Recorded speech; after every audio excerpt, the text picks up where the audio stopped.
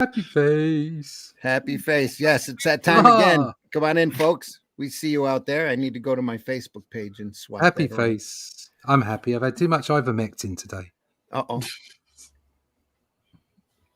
Shh, we're not supposed to get political. That was not political. It's a drug. I'm allowed to have drugs, aren't I?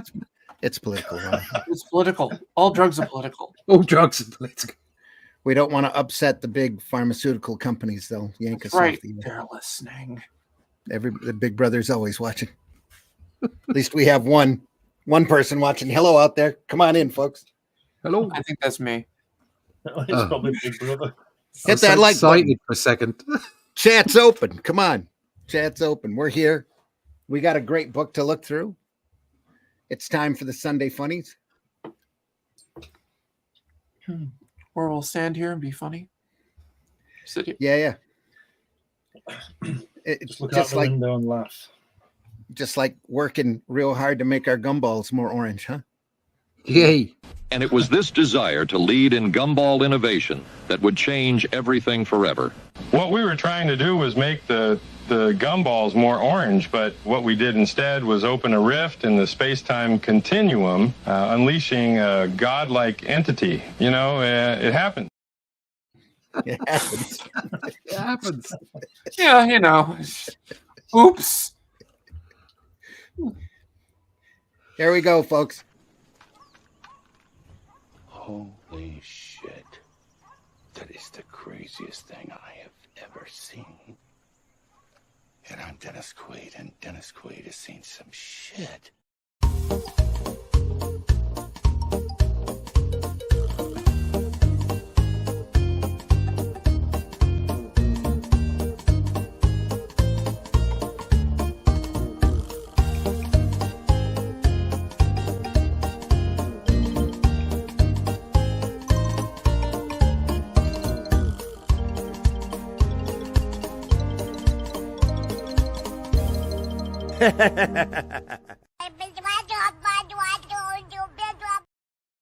Yes.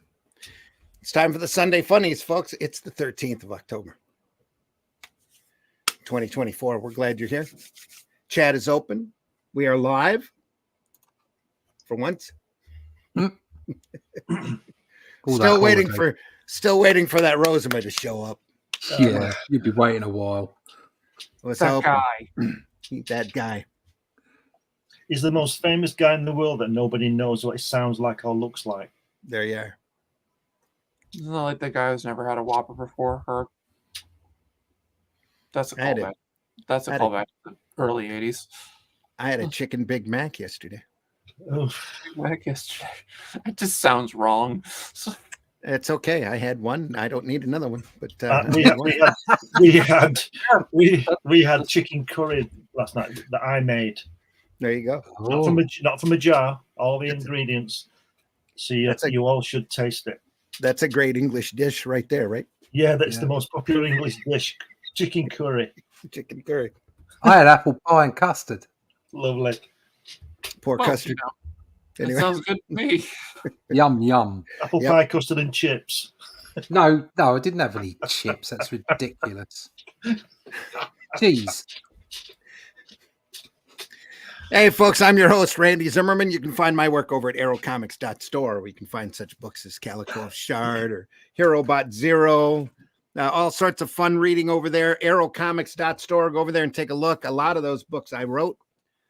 Some of them I didn't. Some of them we got some great entertaining stuff over there, including the Shadow Kingdom is still available. There's 1 or 2 copies left, so you need to go over there and get those now.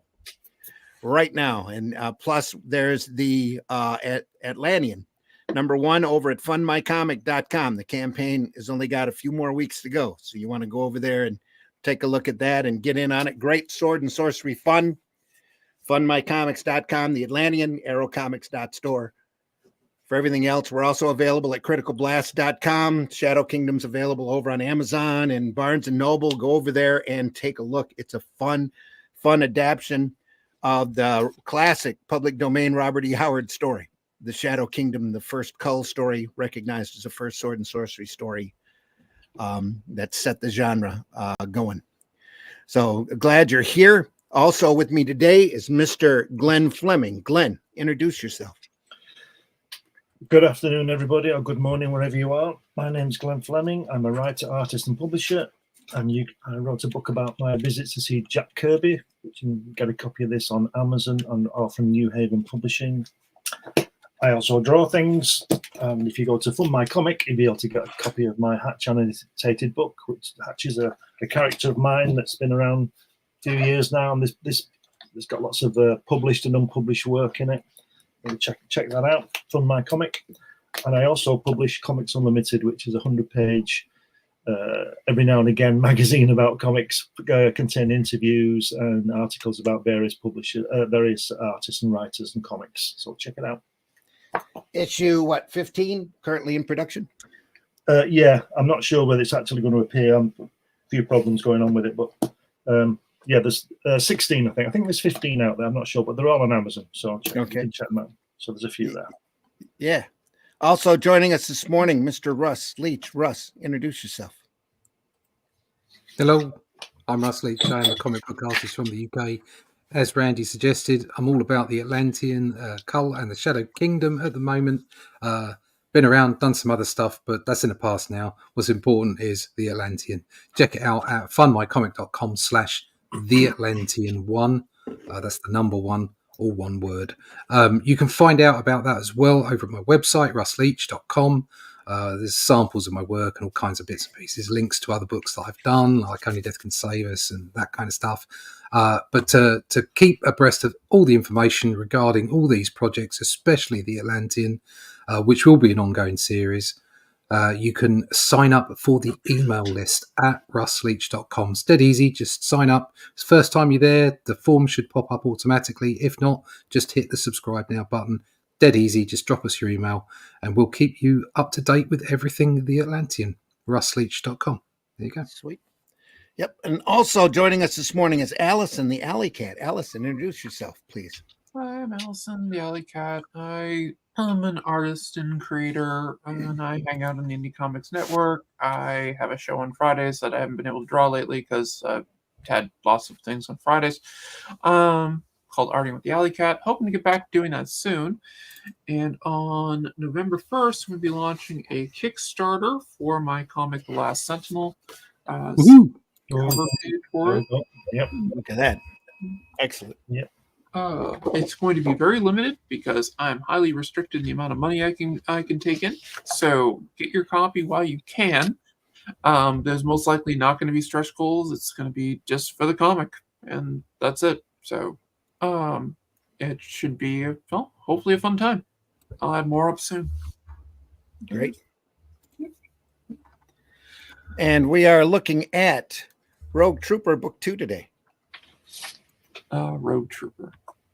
I watched that movie on YouTube after we were talking about it, and I was like, "Oh, this is fun." Yeah, that was quite good, actually. Yeah.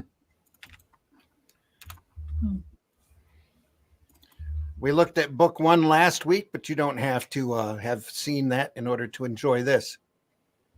Just know that he's a genetic. Go ahead. I gotta go back and watch the other episode now. Yeah. He's a genetic warrior who's fighting a war on New Earth. The war is going on between the North and the South. And he was in a genetic troop of 4 different warriors. His other 3 companions were killed in the line of duty, and he took their biochips and incorporated it into his helmet, his gun, and his backpack. And he has since gone rogue, thus the name Rogue Trooper. It's created by Jerry Finley Day and originally drawn by Dave Gibbons. But now we're getting into a great period here with not just Gibbons, but Colin Wilson and Cam Kennedy as well. This is a Titan reprint book. The series was originally presented in 2000 AD. Same place as Judge Dredd is originally printed.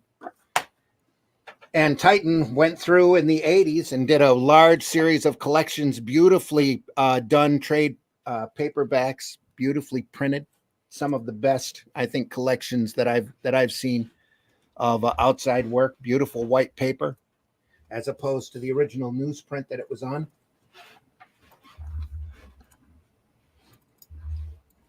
And it's just an incredibly fun strip. Sarah's in the house this morning. She says morning, OMG, with a gumballs, ROFL. Yeah, rolling on the floor of laughter. That's the first thing I heard. The babbling baby knows my thoughts so well. Yes. She also says, Glenn. Sarah. Says the rest of the house panel. Love you guys. Thanks for being here, Sarah. Appreciate you very much. Too. Imagine that bearing down on you. Yeah. God. Yeah, I think I'd be like, well, this is a bad day. The biggest tank in the world. Is this Gibbons? Oh, damn it. I remember buying that bloody issue. It's Gibbons. From September. September 1981, the 231st issue, or Prague, as they say. And they're only on what, 2000 and something now? All gone now. If not higher. Because it was weekly back then. They're on silly high. It's still not. It's not weekly anymore. No, it's monthly. Unless you spell it with an A. Has been for a long time. Okay. Sorry to hear that. There was a lot of charm in it coming out every week. Yeah, it's not the same anymore. There's still some good stuff in it occasionally, but it's not the same. Yeah. Not the same publication. Colin Wilson to start off with. Beautiful ink work. Love that. The dry sponge, we figured this was, right? Yeah, I think so. It's good to see they're still using the same logo, though. They've changed that. Oh, yeah. Well, there's certain things, need to be iconic. That's the idea of having a logo in the first place, right? I like to think of the ones that are the stories that kind of relate to the date of 2000 AD. I like to think of it along the lines of an alternative reality.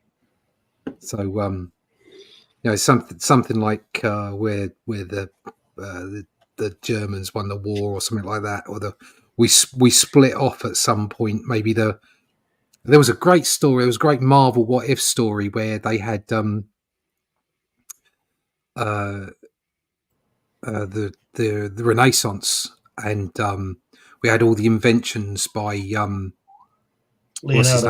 Leonardo that were all written down, and actually what they did was they actioned them and made them, and it changed the face of civilization, and they got to space travel like 200 years before what we did in this timeline, as it were. Yeah. And so you had the Second World War. So you had all the same kind of influences on the planet, and they started the strip off with Nick Fury leading a bunch of commandos in the Second World War on the moon, which was it was just really cool. It was fantastic. I can't remember what the strip was. It was some kind of What If. And that just, I love, this is stuck in my memory. And I like to think of a lot of what's in 2000 AD as kind of like, this is what's happening in the year 2000 AD in a different timeline. Almost like Space 1999. Why haven't we got a moon base? Why haven't we all got rocket backs? That we know of. That we know of, yeah. Why isn't all that happening? It's because it's been held back. But 2000 AD, that's the way I like to see it. Yeah. And and that kind of fits in with the fact that it was so much of it was done. The scripts were done with that, the 70s and 80s view of the world. So you've got these futuristic things happening, but very much a current day vibe in the scripts. Mm-hmm. Brilliant stuff. Brilliant stuff. Nice explosion here. Beautiful work, isn't it? Yeah. Love the square format as well. Ugh. Yeah. I was just thinking that really nice dimensions for that page and for that artwork. Oops, sorry, that was me. Just wait till you get to the Cam Kennedy stuff in a minute. Gives it room to breathe, doesn't it? That format. It does, yeah. It's fantastic. Look at that. I love it. I'll just say that I fully understand and agree with what you say, Russ and Randy, about the doing the square antian if you can at some point. You know, I think you're doing an A4, aren't you? We're doing actually the format I'm going for is the same as the original Savage Sword of Conan, Right. which is squarer. So there is a little bit of room at the bottom of the page where the folio is, basically. Yeah. So, Good. Yep. so it's not full on tall. It's a little bit squarer. Yeah. Yeah. Sarah says, I love to see literature and movies that were made in the past with their interpretations of what the future is expected to be like. Yeah. That's the Man in the High Castle, isn't it? Philip Dick. Yeah. Yeah. History through comics is a more interesting history class than what droning I ever got in school. Yeah. Wah, wah, wah, wah, wah, wah, wah. Yeah, exactly. That's fair. That's what adults sound like. Wah, wah, wah, wah, wah, wah, wah, wah, wah, wah.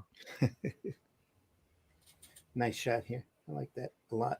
Yeah, the the panel above it's good as well. That the way that they're in the shot, that's great. Yeah. And as we always say, all the better for being in black and white. Yes. Yeah. As ever. Because this artwork is sublime. It's really tight and it's really nice. It's fantastic stuff. Is this Colin? Yes. Yeah. Look at this white. Here, what an effect there. Nice. Yeah.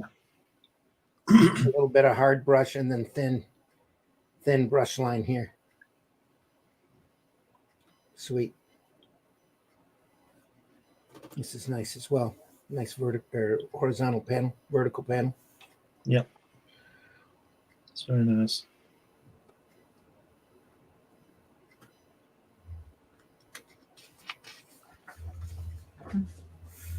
Wow. It's negative space there. Really well done. I love the top-notch futuristic typeface. Yeah. Mm-hmm. Is It's it how called, everything will look when it's spelt out in 2000. is it called Data from 1972 letter set? Something like Yeah, that. yeah, it is. I It's remember great, at college, everybody used it for 3 weeks, and then they found something else.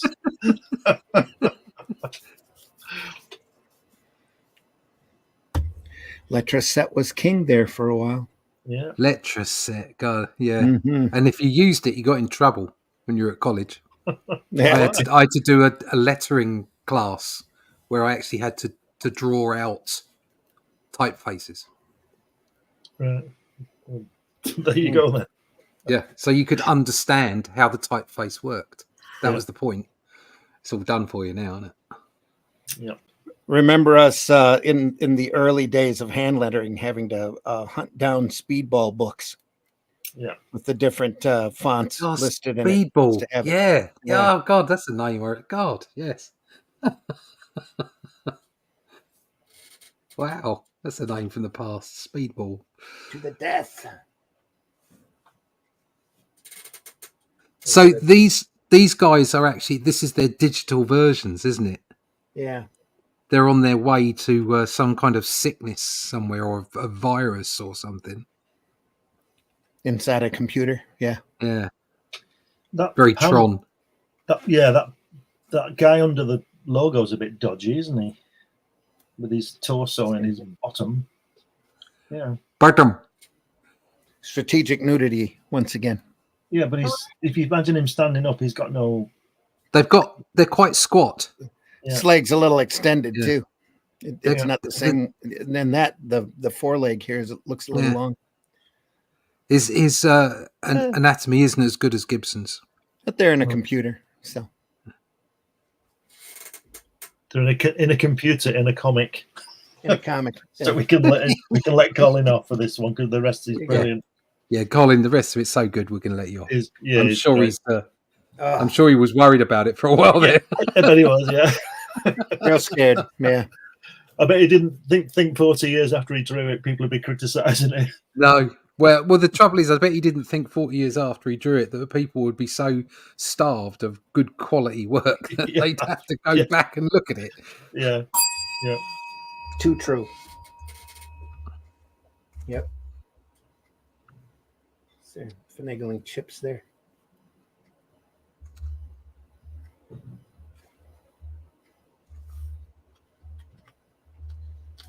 So Rogue Trooper can breathe the air, can't he? Whereas the Norts and the Southers can't. Yeah, it was a big thing in the first book. Remember, he was slicing everybody's air hose and taking their masks off. Yeah, that's all's fair in war, you know. What a way to go. Sarah says, in class, remember dates, places, people, and that's about it. No personalization of what it was like through their eyes, like comics do. Great artwork for sure. Yeah. And then she says, did they have to be careful about the anatomy of the nude back then? I learn a lot in here and love every minute of it. The Bell. Nice. Yeah, they had to hold to certain standards. You can have, certain parts flying about on a book that they figured was family friendly. Though over in England, they're a lot more liberal about whether you can be topless or not. So They used to be. Used to be. Everybody's clutching their pearls now. No, sorry to hear that, but yeah, I've told the story. Or clutching before. their nipples, whichever way you want to say. There you Don't go. tempt me. I'll do it. Do it right here. Tell. I tell that story with Flint Comics and Entertainment. I used to print the James Bond adventure strip and have to go over and re-emphasize the thongs and the bikini top, put bikini tops on all the women because they would they'd lose those tops at the first opportunity in that strip in the later years. People ought to read the strip Jane from the war. God. I mean, strip is the word. She's always got them out. There's some great stuff out there. AXA. Yeah. Oh, well, AXA was a favourite of mine when I was a young lad. Yeah, the Druna by Serpieri, the Italian guy. You're never going to. I think we'd be able to show about one drawing of that. That's just go a bit that way, but it's very good. Until we got caught. Yeah, it's like Playboy. The drawings are good. You know, the articles are good. I've got a couple of great Playboy collections, Playboy cartoon collections. I should go through and slightly edit them so that we can see them. Some great work in that. Absolutely fantastic stuff. Jack Davis did a lot of that, didn't he? Yeah, Jack Cole too. Yeah, did a bit. Gahan Wilson. I bet that was big money as well. Oh yeah, it was real good money. That was a good gig to get that one. Compared to the other, the comic book work, it was excellent money.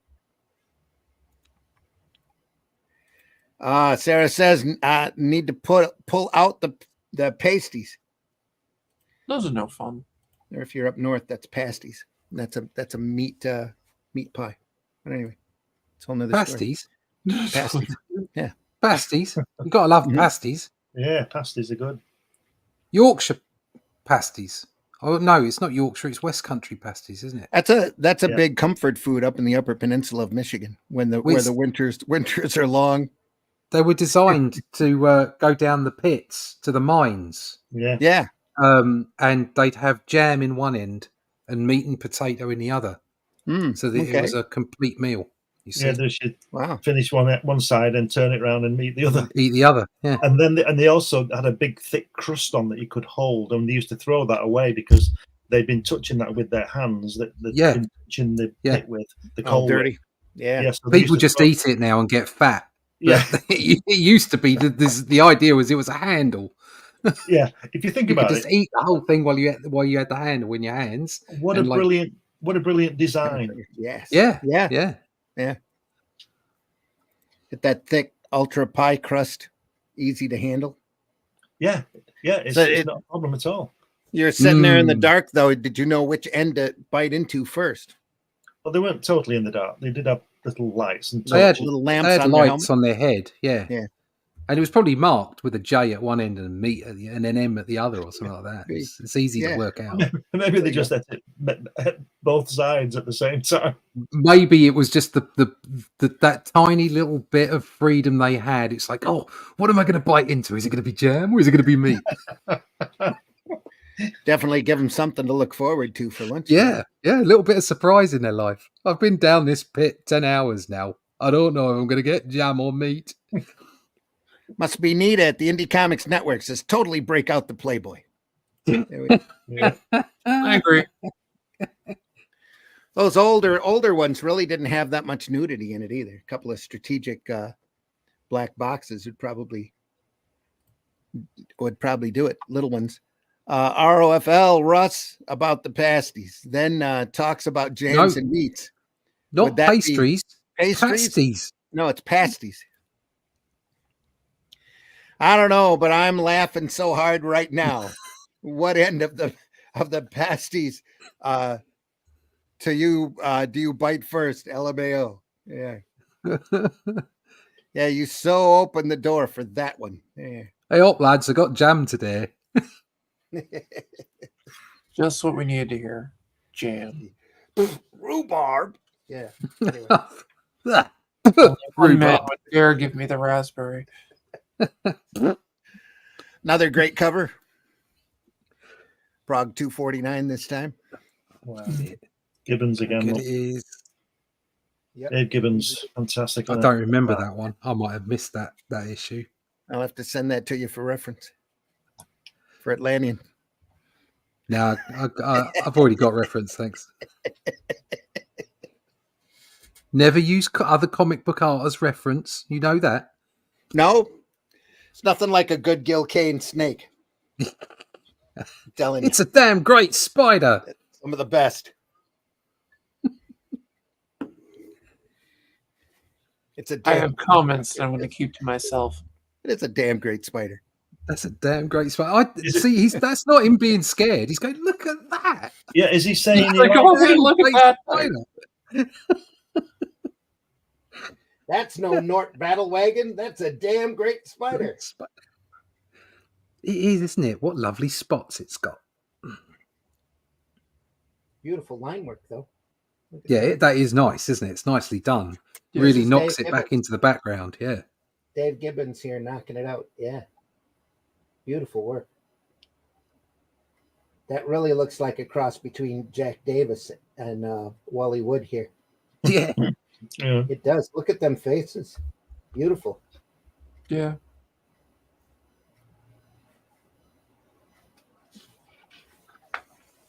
Ah, Nice. reminds me of some of the line control from what's his name, Esteban Morodo. Mm. You know, and those, if you looked at those early Vampirellas, some of those are. He's such an amazing artist. So that's another thing that we're going to need to look at, probably strategically too. So there's some kind of a lack here. What are the odds on 3 people being shot all saying the same thing when they got hit?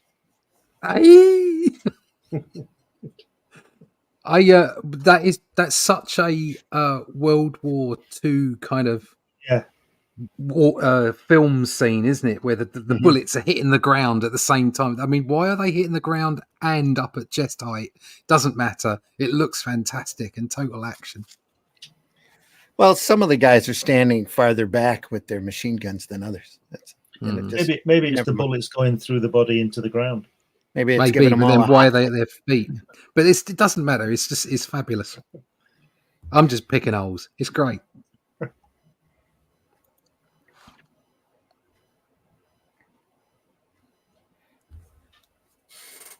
Poison. line work here? Almost Alex Nino type technique here. Yeah. Working really, really good. It's fun. Great bazooka, that, isn't it? Yeah, great perspective there.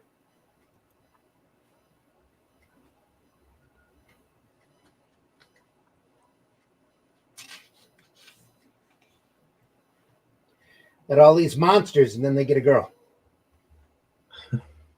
Yeah. Must be some sort of hypno gas or something. Wow, look at that. Hypno gas. Not to be confused with the Hypnotoad. No. Yeah. Never confuse the Hypnotoad. You can't confuse the Hypnotoad. No one can confuse the Hypnotoad.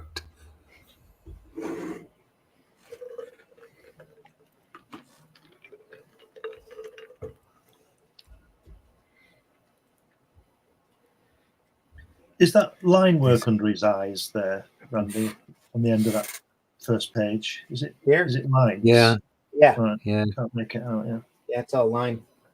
Beautiful.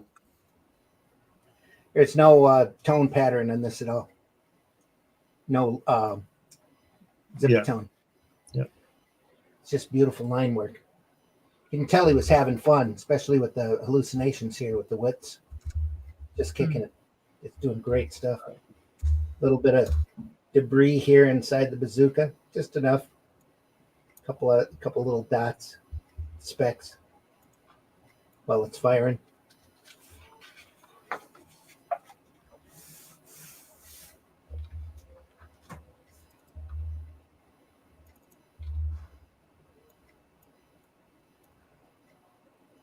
Oh. I'd say he was having a lot of fun here. Yeah, it's still Jerry Finley Day writing it, isn't it? Yeah, I'm pretty sure you're right.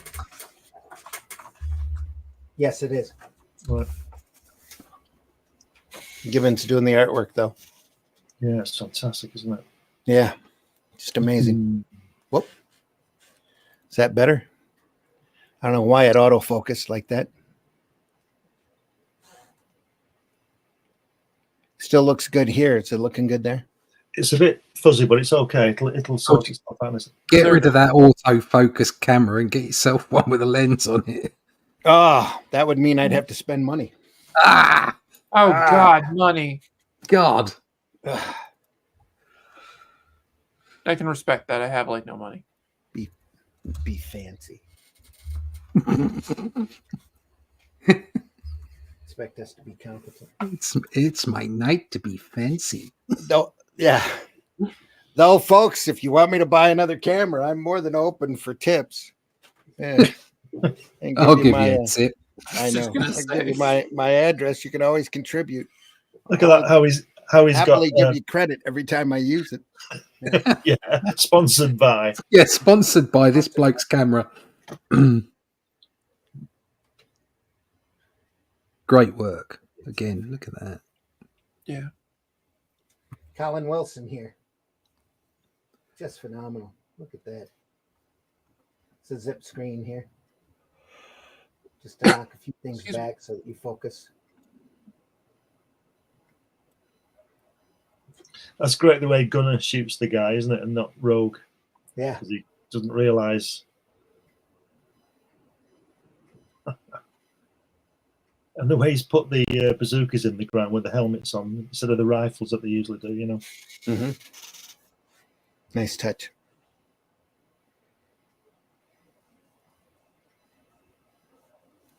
Really liking this, though. The more I look at it, the more I like it. Do you know, the more I see this Dave Gibbons work on this Rogue Trooper again, I'm thinking I wish they'd done Watchmen in black and white. Mm-hmm. It's available in black and white. No, yeah, but I mean, it wouldn't be drawn, the blacks, there wouldn't be as much black on it as there's in this stuff. Yeah, yeah. If he's drawing it with colour in mind, then That's what I mean, yeah. Mhm. He's Yeah. leaving it open, isn't he? Yeah.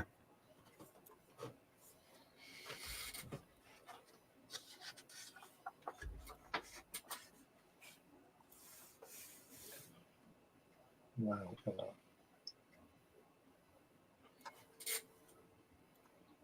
More beautiful work here. That's great. Like the fact that it's open. Yeah. Yeah. Yeah. No, I like that a lot. And then on Well. the next page with the guy holding up his rifle, you know. That's great. I get almost Michael Golden impression here. Almost like a comparable style here and there. Some of the stuff he's done. So I'm going to have to start making a list of the stuff that we need to take a look at because Nam is definitely one of those too. Oh, Nam would be Yeah, amazing. yeah, that was great. That was the one where they did the people were more cartoony, but the weaponry was real, wasn't it? You know, Yeah. it was accurate. Mhm. Yeah, the helicopters and all that kind of stuff. Yeah, it was good. Mhm. Was that Bob McLeod ink in it? I'm pretty sure. Yeah, some of it. He's a good ink. I know it starts out with Golden, and then it ends with Lomax, Right. and both of them are just incredibly good artists, especially almost like they were made for that material.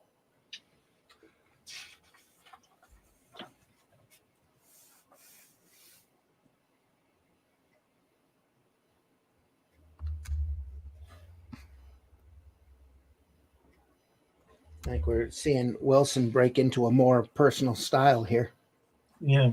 than what he was last book. Yeah, it's looking more unique on his Yeah. side, isn't it? It's getting towards his style rather than just trying to copy or trying to emulate. Yeah. Yeah.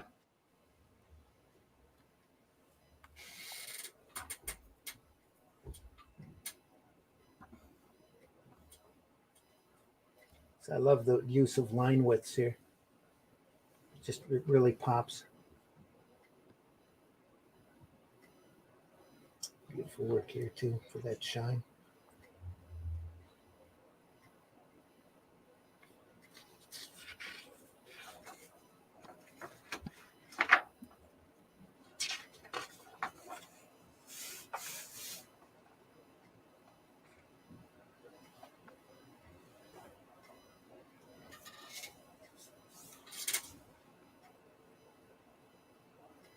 I think he should have stayed with his previous style.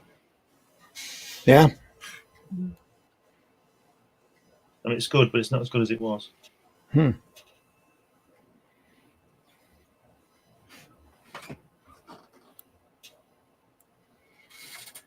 Cam Kennedy's right around the corner here. Now you'll see some stuff. Who's this? I'm not seeing his signature. No, don't know who that is. Got to be Wilson again. That's Wilson. Yeah. Prague 253.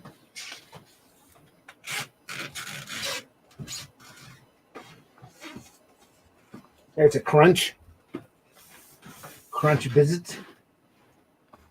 And a fizz. And the bzzzt. Yeah. Bzzzt. Smash. And an erga. Erg!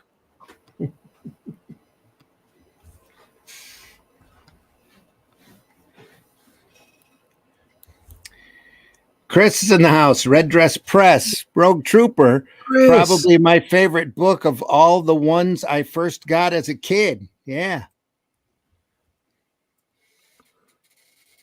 Chris, how you been? I dropped you a message to see if you were available for a stream.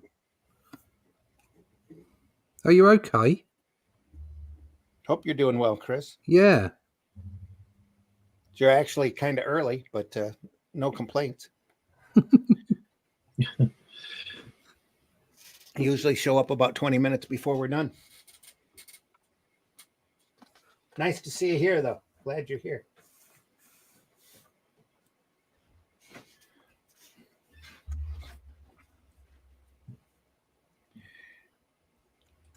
It says, "Oh yes, I seen that, Russ. I actually just messaged you back." So, Are you all right?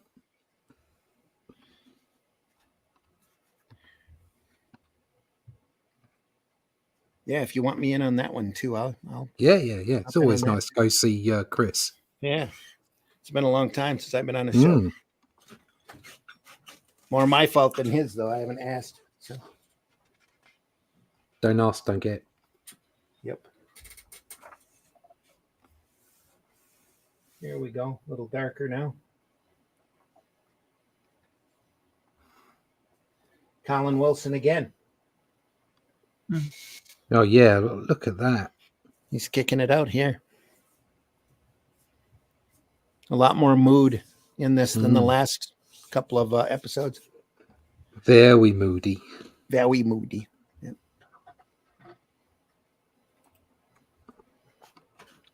think somebody needs to check their starter.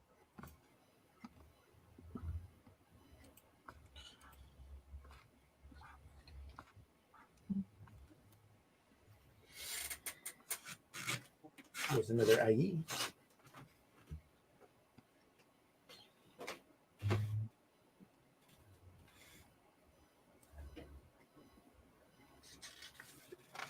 Excuse me.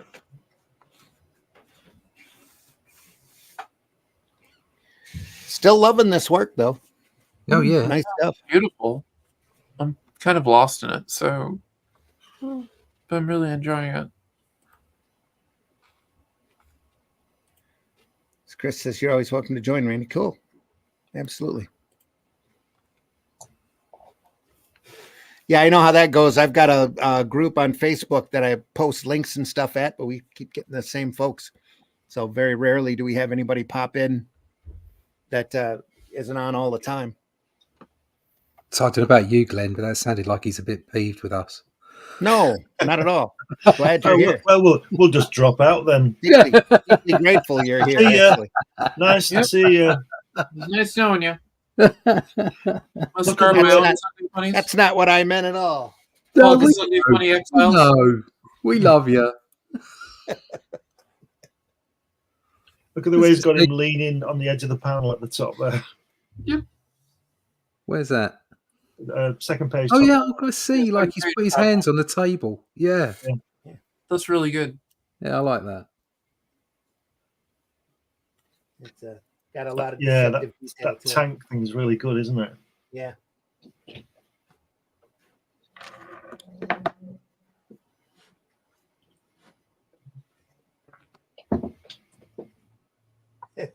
Surprise. Nordy, watch this space. Another IE. I don't think you get to say a lot when somebody drops one of those things on your head, do you? Yeah. This is making me want to go grab my copies out of the collection and read again. Absolutely. That's the point of the show. That's right. Glad Yep. to see everyone. Fantastic Yeah. work in this book. Michael DeFonte says, thank you, Michael. Happy Nice. you're here. Nice to see you. Yeah. Chris says, I'll invite Glenn on so I can start talking about how great Stan Lee is and get him all worked up. Well, you won't get me worked up. I'll just think you're a fool. But I'll come on if you want. Plunge with the zinger. That was fantastic. It means you're a catcher, not a pitcher.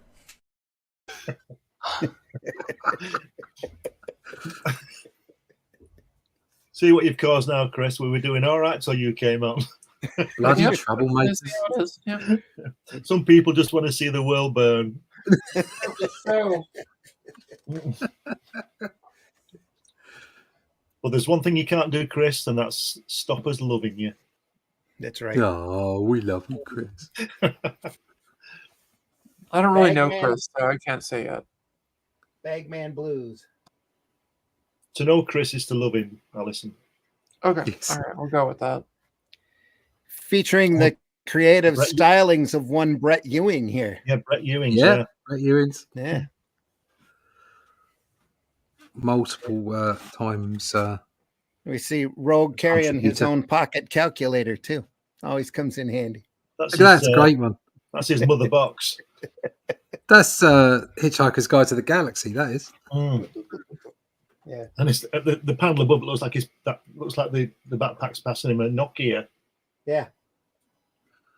Just popped it out. Yeah, it does. By the way, it's got a little arm. Mm. It does. How do you think it expels all the grenades?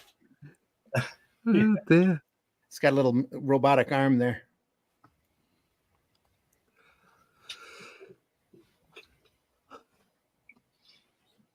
I think we're focusing on his backpack for a few episodes anyway. Bagman Blues, Part 1. Well, he Yeah, never gets to see he never gets to see anything, does he, Bagman? He's always on his back. Yeah. What's going on? What's going on? Oh.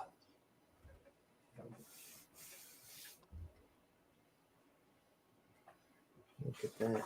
Yeah.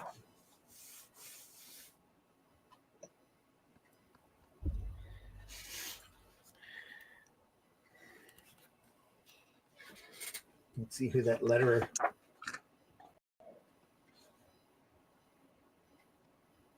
Is that Bill? Bill Nuttall. Nuttall, yeah. That smash looks really haphazard there. Yeah.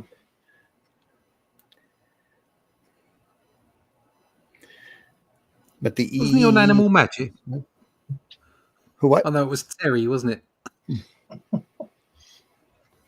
Animal Magic. Animal Magic, yeah. Loved it.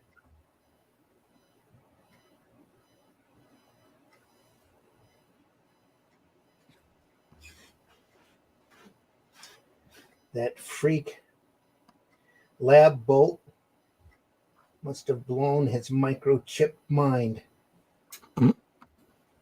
Bagman's repacking. I love Dave Gibbons' design on this rifle. The way that the hand goes in the back of that covering, you know. Yeah. And it's just brilliant. It's I love the way that you don't have to draw the hand. Yeah, exactly. Yeah, I think that's the clever thing. But you can tell it's sort of a high caliber weapon as well. Yeah. Because it's so big and chunky, and that magazine's big, you know. Yeah, well, we were saying that before. I think it's got like a World War II sort of feel to it at the same time being quite science fictiony. It's good. Yeah, it's great. The helmet's an adapted M1 helmet, isn't it, from the war?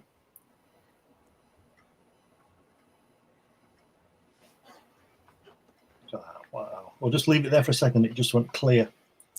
Sarah says, nice response, Glenn. Oh my God, RLFO, whatever, LLMFO, whatever. Says, you're great, Glenn. Never change. It's a bit late now. Don't worry, it's not going to. Yeah, I know. I've got used to that now, Sarah. You also didn't spell your name with 2 N's in your name. Yeah, double whammy. But LMAO, quick wit. Such good art. I remember enjoying the Sergeant Rock I had in the first pile, but Rogue Trooper was what got me into war comics. So cool. Yeah. Just great stuff.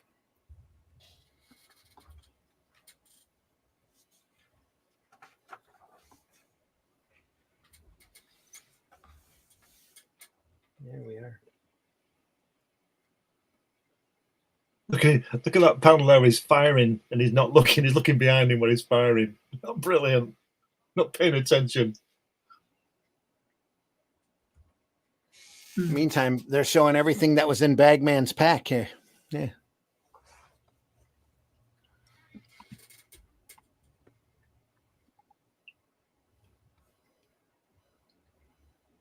I don't know why they have to do this, but seems to have a lot of mobile phones in the back of his pack, doesn't he? Mobile phones and grenades. Guide to New Earth War. Yeah. Apparently one of them's for his off-time entertainment. All right. Digi pin-ups. Dick pin-ups. Oh, Digi. Digi pin-ups. Sorry. Digi pin-ups. I thought that was an insight into the future of the kind of stuff he could receive on his mobile phone. Created 15 years before mobile phones. Yeah. Created 15 years before dick pics. No, I'm pretty sure those have always existed. Yeah, but not so readily available. Just the delivery system. Yeah. Yeah. That we can agree on.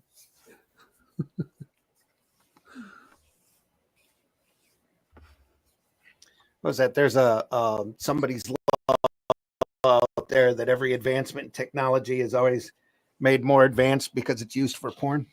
Oh, yeah. Yeah. Porn and war drives all technology. Most definitely.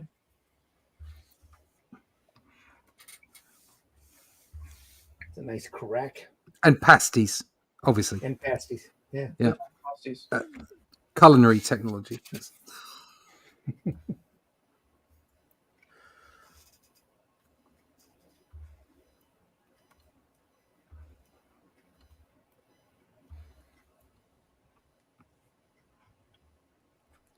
So it's always a great storytelling device, I felt, with Rogue Trooper.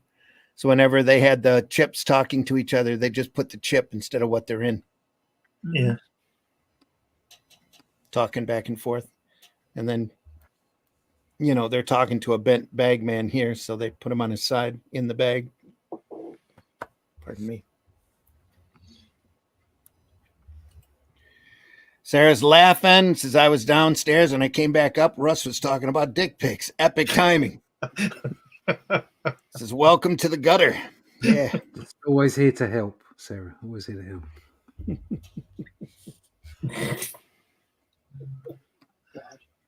Nice tread on that boot. Yeah. You can see his style coming through here. This is Ewing's, isn't it? Yeah. Yes. Yeah. Because he was very recognisable on everything he did. Mm-hmm. He did some 2000 ABC Warriors. I think he did some Dread as well. I think he did a Sure couple he of did. Thargs, didn't he? Yeah, I don't know that he was on. I don't know if he was on a strip of his own. Was he? You might have just said this. Was he on Slain? He might have done a Slain or two, but I don't think he was. I don't remember him being on prolonged runs of anything. No. He kind of went from. He did loads of stuff. He was an ever-present artist, but I don't remember him being on runs of a particular story. Maybe he was the troubleshooter artist. Maybe he was quick, and they went to him for, like, Yeah, could be. we need a fill-in artist. Can you do it? Yeah, bang, got it done. Next one, you know, that kind of thing. Yep.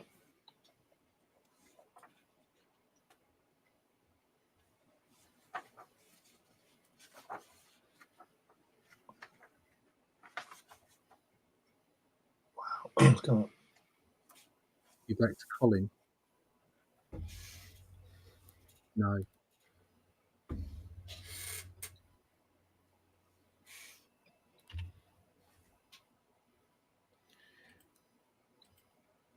Hmm.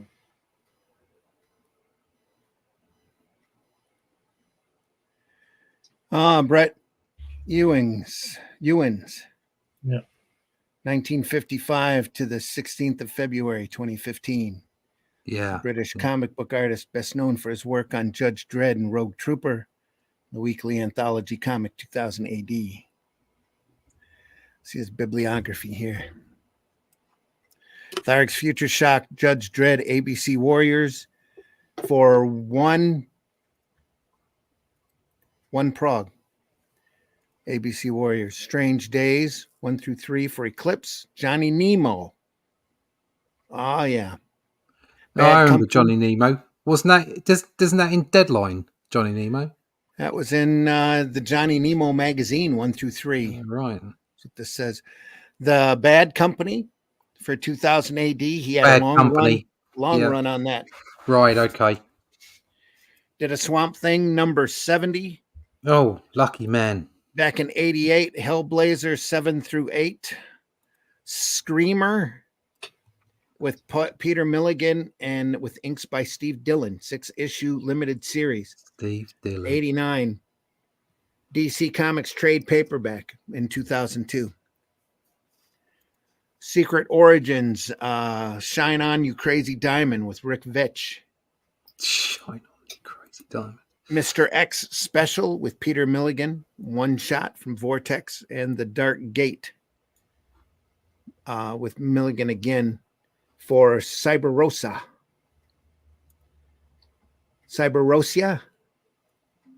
Publishing, 2004. He won Favorite Single or Continued Story U.S. Eagle Award for Schemer. Hmm.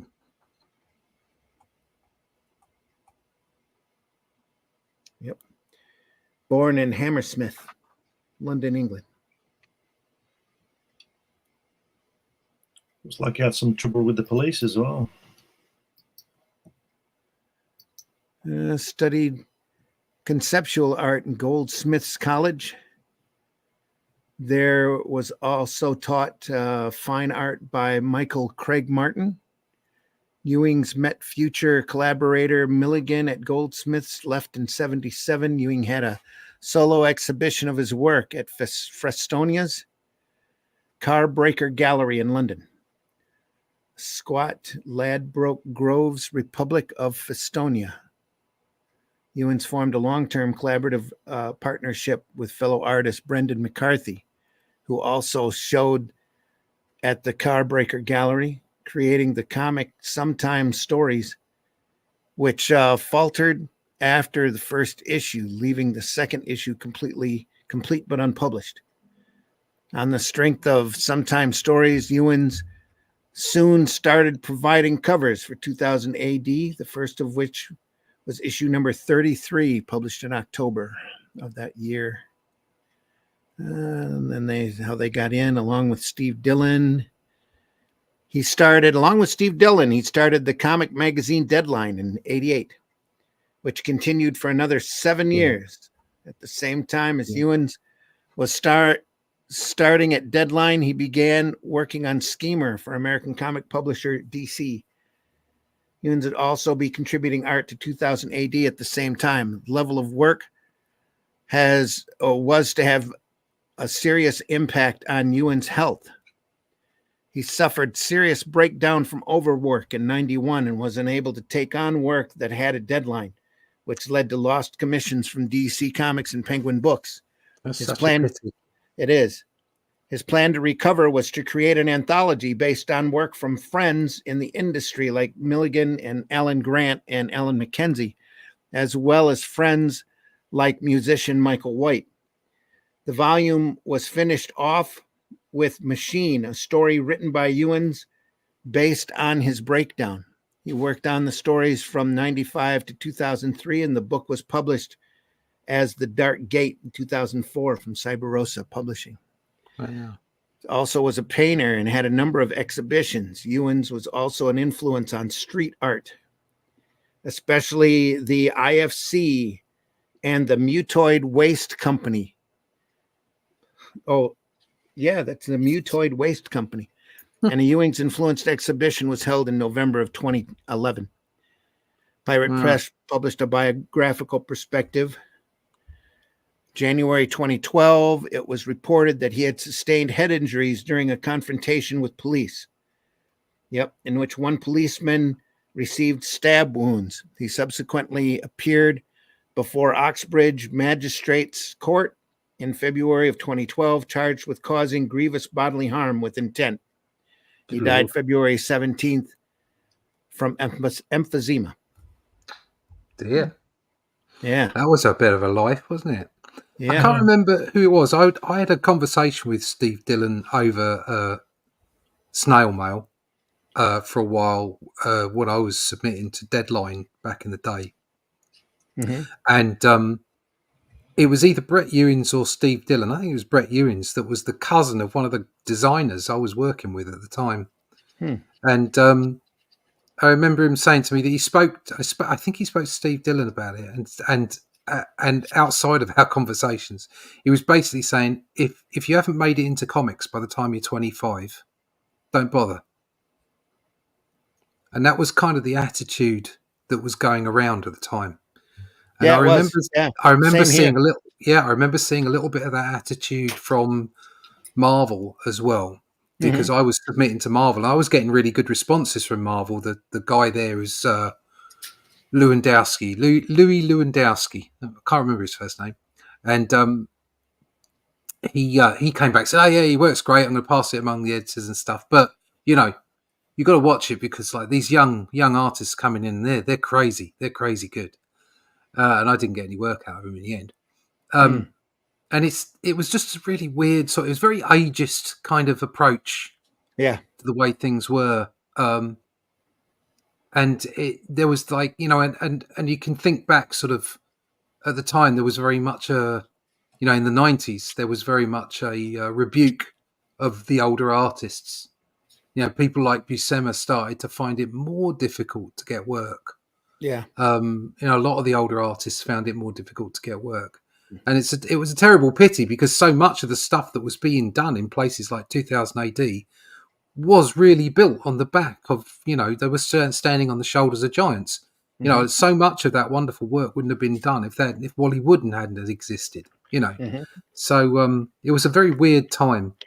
But it's rubbish because it's not just about your age; it's about luck, networking. It's so many different things to get into comics. It's also I managed to make it. Yeah, I managed to make it in to doing some mainstream stuff when I was much older than that. So it's it can be done, but it was a weird time. Yeah. Sarah says, is it just me, or does the guy's torso not seem to match the way his legs are drawn? Could be wrong, not sure. The tall pick of the guy. Yeah. Chris says, It's quite squat. ABC Warriors. Yeah. ABC Warriors and Bad Company Man worked on some good stuff. Yep. So I think my fave artist is Geiger. They have restaurants designed in the forms of his work in 3D. Ooh. That you are a part of when you enter and sit. I know it's not comic work, but whoa. Yeah. Where is it, Geiger? I know he meant in comic. I don't think he did any book form comics as well. Definitely kind of disturbing. Yeah. Have you seen some of his stuff? I wouldn't want to be in a restaurant surrounded by Geiger stuff, especially if I was eating noodles. Exactly. Next, we have the art stylings of one Eric Bradbury. Woohoo! So these the character is so popular now that his scripts are being shuffled around to different artists to make sure that he keeps making an appearance. Look at that helmet. It looks like the Emperor Dalek. Yeah. It's a bit bulbous. Yeah, it's a bit. Although, again, this style, it's like it is reminiscent of who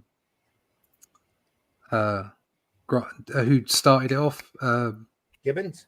Gibbons. It is reminiscent of Gibbons. Mm-hmm. You see the solid blacks and the fine lines. That they are all trying to follow a kind of a style, or at least a feel for the work. Or they're being given the job because they do that kind of, or maybe their style happens to fit the way it looks. Yes, of course, there is. Obviously, is that as well. It could be.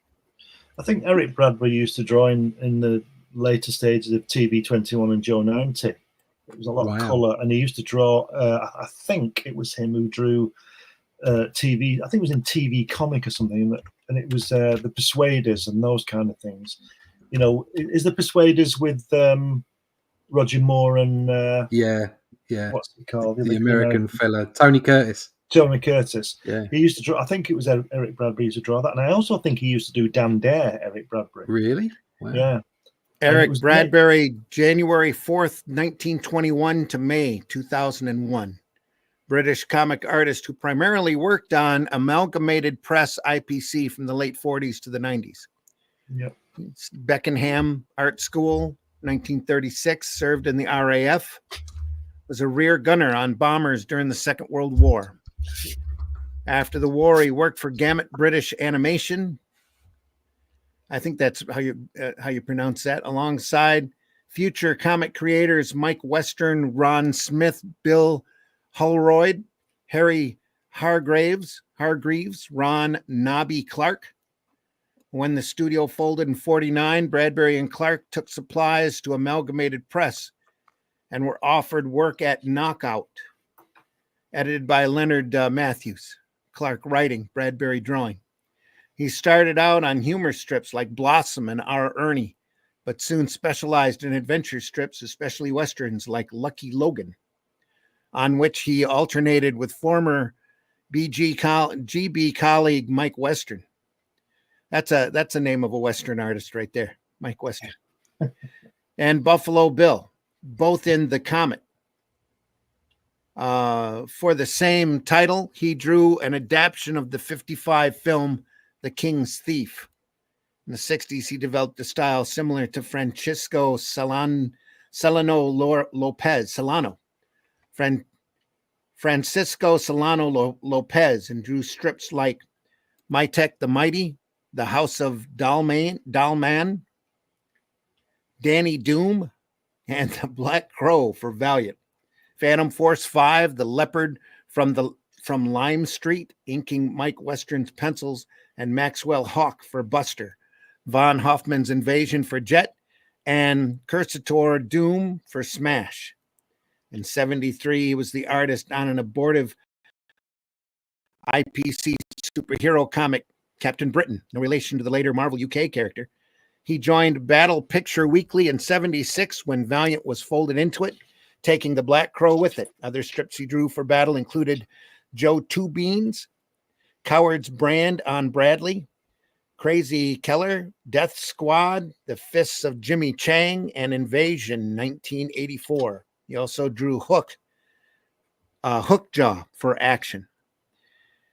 He is described by 2000 AD. He was described by 2000 AD as one of their early unsung heroes, drawing for them from the early issues in 77 until 93, including Invasion, The Mean Arena, and Rogue Trooper, as well as numerous Tharg the Mighty stories and Future Shocks. He also drew Doomlord for the revived Eagle in the 1980s.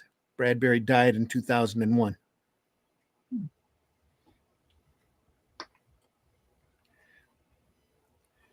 So they have here, they have a picture here from Quisitor Doom from Smash of 1969, and it reminds me a lot of David Lloyd's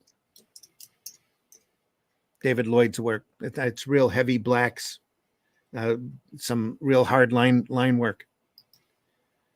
And yeah, there's no other real big notes on his stuff. So here we go. Mm.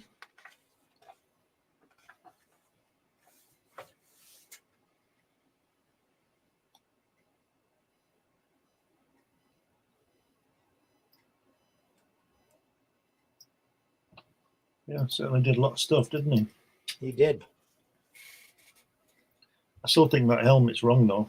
on the look at it. It's like the Macon. Yeah.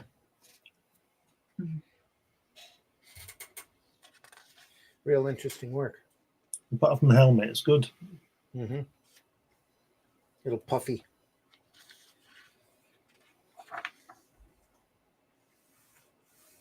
Cam Hats off to Kennedy. hell. Here we go. Here we go. Part one. Cam Kennedy. Cam Kennedy. Now you'll see some stuff. Look at that. Look at that picture on that second page where he's talking to his helmet. Look at that. Look at the black at the back of where his gun is and his backpack. Wonderful. Great shading. That's amazing.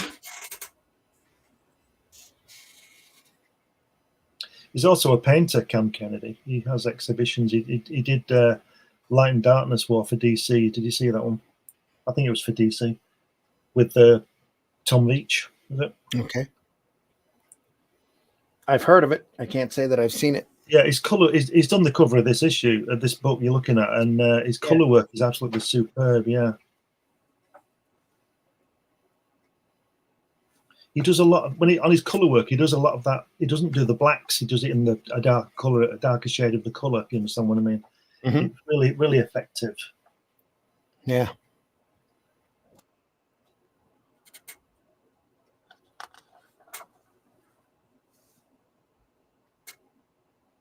Here we are. All line work here. Yeah, we're done. Isn't it? He's really good at drawing Second World War hardware. Which is why he's very well suited for this strip, I think. If you look on the right-hand side there, the fourth panel, that's a Gatling gun, isn't it? Yeah. The way it's just black and white. It's great negative space here. Yeah, it's just incredible. He really is a good artist.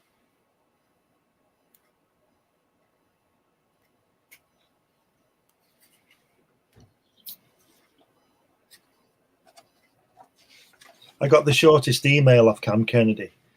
He used to draw when I was a kid. He used to draw for Commando comics, and there used to be a character called Trelawney of the Guards, and he used to draw that. And me and my brother used to call Cam Kennedy because we didn't know his name. We used to call him the Trelawney artist. So years later, when email was around, I don't know how I did it. I got hold of his email and I sent an email to him and I said, just a quick question, Cam, were you the artist on Trelawney of the Guards? And I got the shortest email ever. He just put, yes. And that was it. I thought it was brilliant. Sarah says, it looks like you did a lot of research to make it accurate. That's spectacular. Those robot things look like that little guy on the black hole, don't they? Yeah, they do. That little robot thing. Do. Yep. Look at that drawing there. We're looking down on him lying down. Isn't that fantastic? And on the second page, third panel, the open panel. Yeah. And that as well, the just a solid black on the second panel on that page where his head is over, he's holding his helmet. And it's just solid black. It's absolutely brilliant.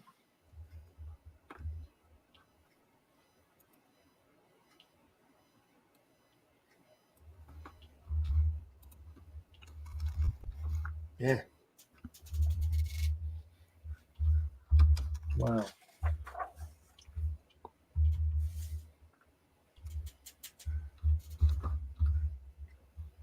Kapow. Look at that bottom panel there on the first page. Look at that. The black, just black and white, isn't it? He's talking to his helmet. It's just fantastic. Yeah.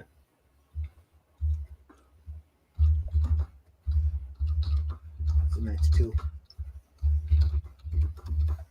Yeah. Great stuff. Background noise. Me, sorry. Somebody's typing. It's all right. I'm typing. Oh, adds to the Don't worry. transparent. No worries. Mute.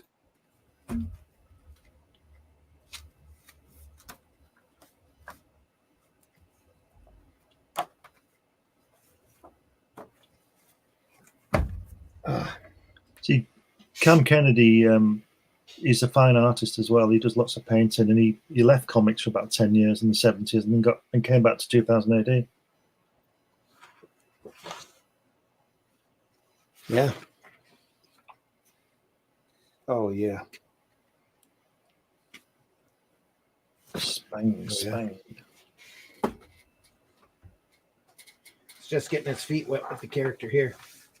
Oh, we had to wait till the last episode for Cam Kennedy. Raiders of the Atomic Desert. Well, we still have time. We can get into book 3. Look at that, Dave Gibbons again. He's great, isn't he? Yep. One of the best. Yep.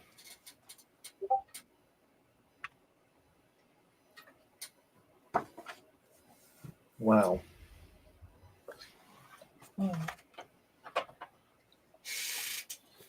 There's book 3.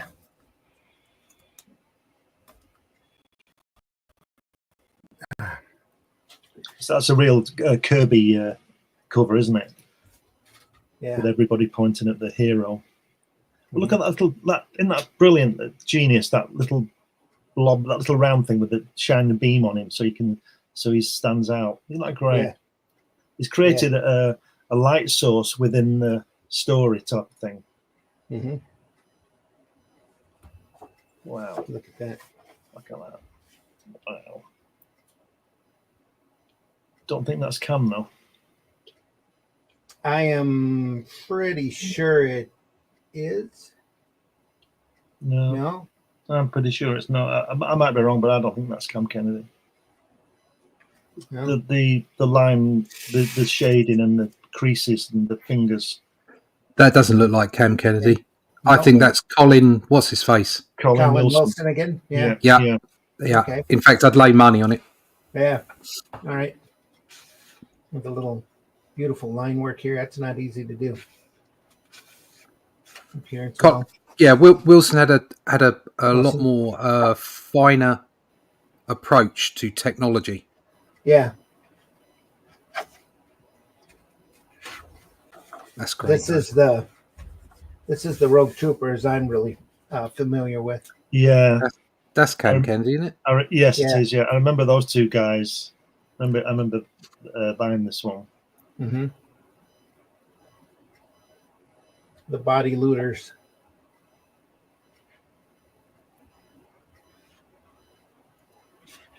He's sort of 10 years before. Is it Michael Golden? He said on the Nam book. Yeah, Because he draws cartoony people, but he draws real hardware. You know. it's the same kind of feel you'd get from Jack Davis too. Yes. You know, we've looked at a lot of his EC material like that.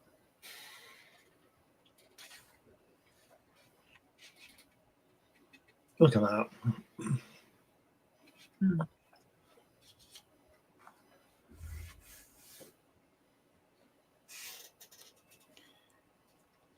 Is that like a personnel carrier or something down there? Tanky thing? I think that's their looter, little independent. I'll tell you what it is. It's those guys on Star Wars 10 years before Star Wars. Yeah, Yeah, probably. What they call those little fellas who? Jawas. Yeah. Jawas. Yeah. Yep. Although no, thinking about this is after. When did Star Wars come out? This is after Star Wars. Yeah. Yeah. It is after. Yeah. Sarah says he's really good at the style he uses. I'm not really into military things, but I can appreciate the good artwork. Yeah.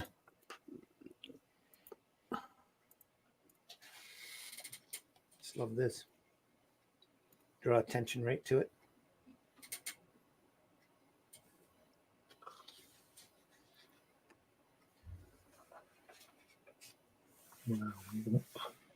Oomph.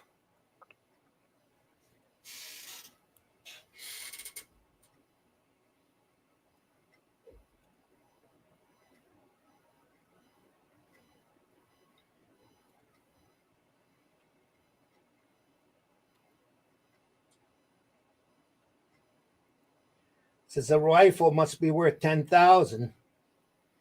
New creds alone, not to mention the equipment pack. He's a walking treasure trove, and then they see him as a walking dollar sign. Says, indeed, I think we ought to keep tabs on him. Who knows? A stray bullet in the right direction may one day make rich men of us both.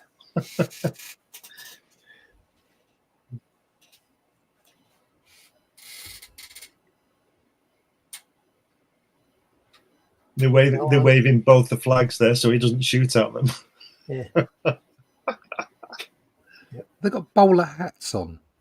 Yeah, they do. Yeah. Over top of their bubbles. Yeah. It's like Stan and Jack at the end of the Reed and Stu's wedding, isn't it? Mm-hmm.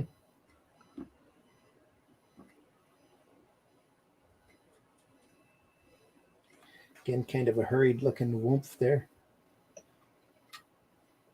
Does the job though.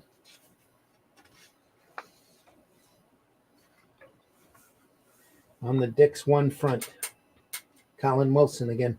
Yeah. Yeah.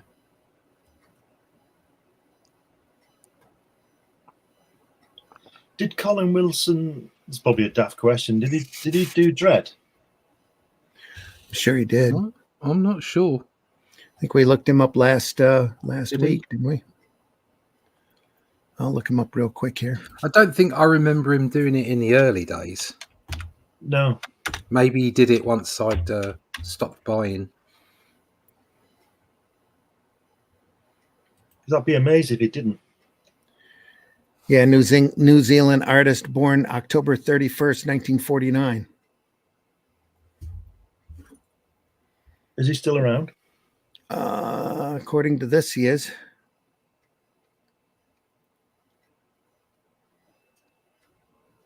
If he's born in Christchurch? He must have been in England when he did this. I mean, back in what, 81 or something, 82. How's he going to send it over? He's not going to. Surely not going to post it. He must have been here. They're all over here back then. What are you talking about? Yeah. Is there loads of Kiwis over here? He did a line of Judge Dredd's starting in 81. Yeah. Right. With the body sharks, with John Wagner and Alan Grant from 209 to 215. The Number Don't- Racket with John Wagner and Alan Grant from 218 to 219. Don't remember Diary that. of a Mad Citizen from 229 to 230. The Sweet Taste of Justice with Alan Grant and the 2000 AD sci-fi special, 1981. The Doomsday Sweet- Scenario. He did a lot for 2000 AD. Tharg's Future Shock, Rogue Trooper. He did a long list. Donzel Hombre du Soleil. The Shadow of the Sun for Eclipse Books.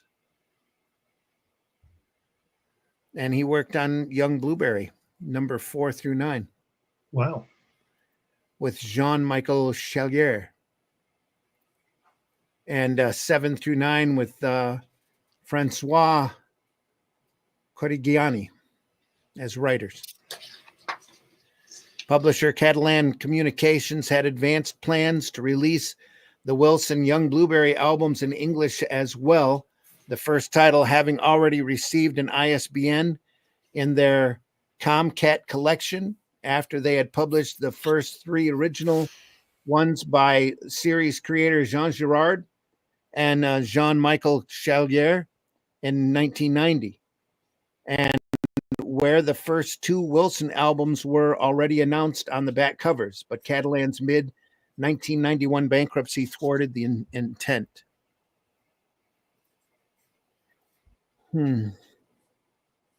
Missouri Demons for Comcat Comics.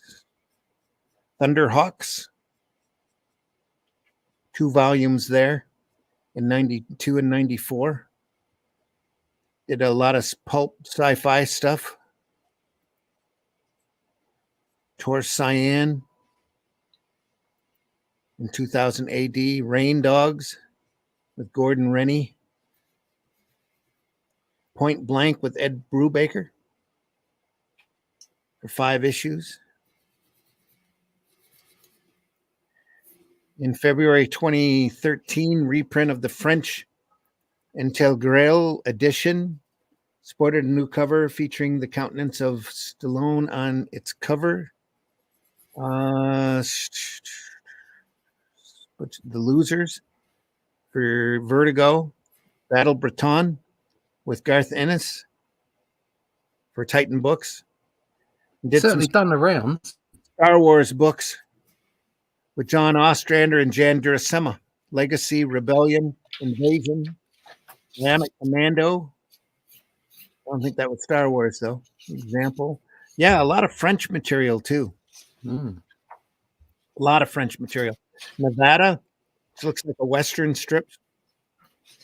Route 99, Blue Canyon, Jack London, Viva Las Vegas. I don't know if it was a contemporary Western strip or There's not. a song about that. Yeah.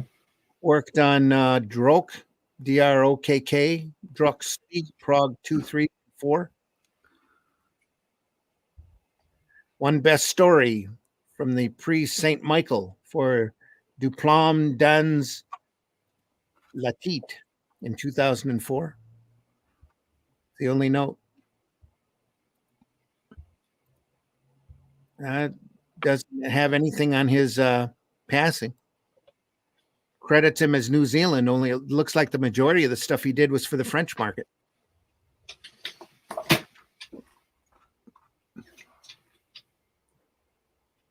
Perhaps he spoke French. How did he get in at the French market? Let's walk through the door, I guess. Hey.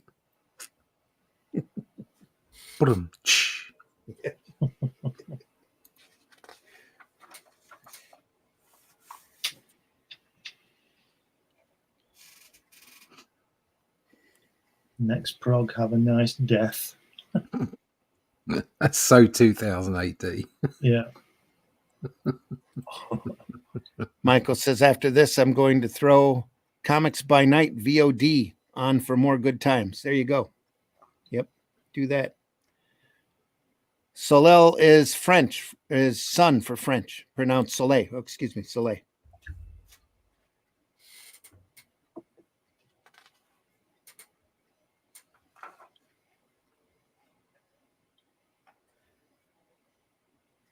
Colin again.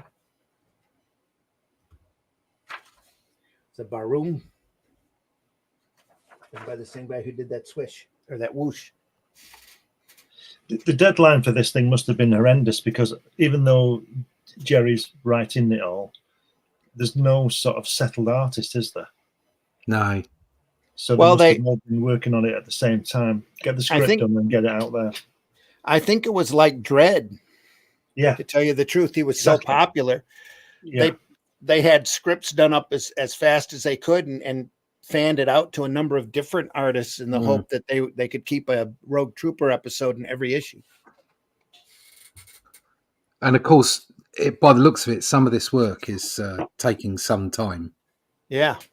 You know, Yeah. it's, bearing in mind that technically it's a page a day in order to keep up, because it's four issues a month. Yeah, but I can see someone like Wilson spending a week on those 4 pages. So Yeah. at least 6 days. There's a lot of work in there, isn't there? There is a lot of work. But it doesn't suffer, does it? So they've been true to themselves and the strip to get it done really, really well. You know, they're not cutting any corners, are they? No, that's definitely the case. I think that's one of the things that made Dredd too. You know, you never knew who the next artist for the next story for Dredd was going to be. Just that you knew it was going to be good. And it didn't spoil it when you saw Bolland and then Cam Kennedy drew it for a few, and then McMahon, because the character always came through. Yeah. That's right. Yeah. And just in general, the art, the quality of artwork over the whole of 2000 AD was fantastic, top notch. Yeah. I think somebody's been looking at Star Wars when they drew that. I think so too. Just a bit, maybe a little bit. Just put a big gun underneath. I'll never know. There was so much of that over here in comics. Oh, God, especially after Alien came out, everybody had a Brood or a alien monster looking character. Do you know what's funny about Judge Dredd, about Rogue Trooper, is the way he don't waste any bullets, does he? He just pulls the breathing gear off. Yeah.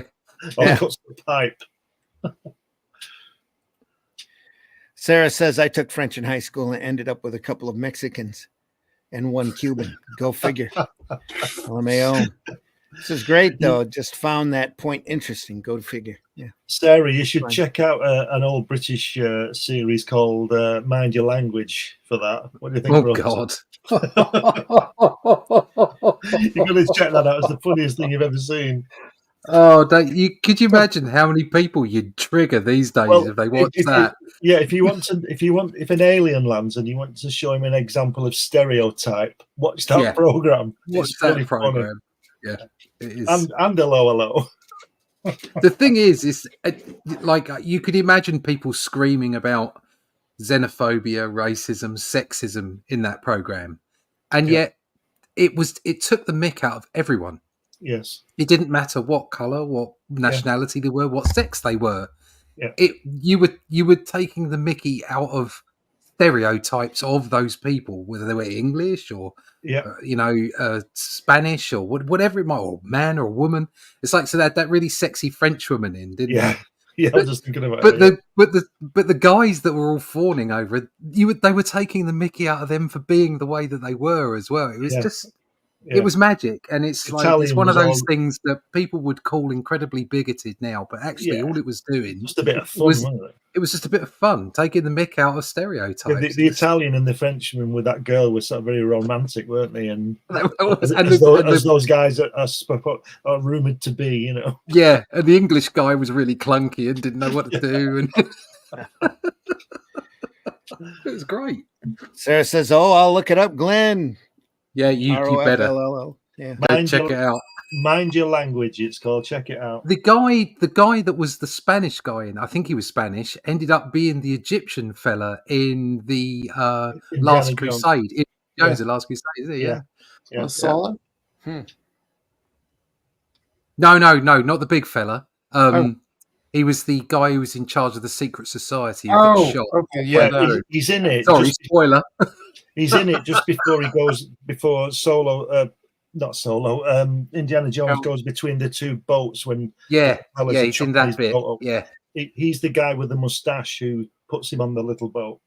he's got a great moustache. Yeah. Sarah says, hysterical. I did find out that we are blocked by a lot of things in this country after someone in Canada was trying to send links that we were blocked from. That was eye-opening. We're controlled, yes. Oh, Well, yeah. Canada's Our- probably worse than bloody writing it China. down. Yeah, our social platforms aren't very social, that's for sure. Nope. That's why I use a VPN. There you are. There's that guy. Don't you have VPNs when you've got too tight a dress on? Oh, no, that's the wrong thing. Sorry. Well, that's something a little bit different, but it has a similar kind of concept to it. Yeah, so yeah. I'm just gonna go It's with hiding that. something. I don't think that means That what I might be think you putting think it it means. mildly. Yeah. Don't think he thinks that. Don't Nicky.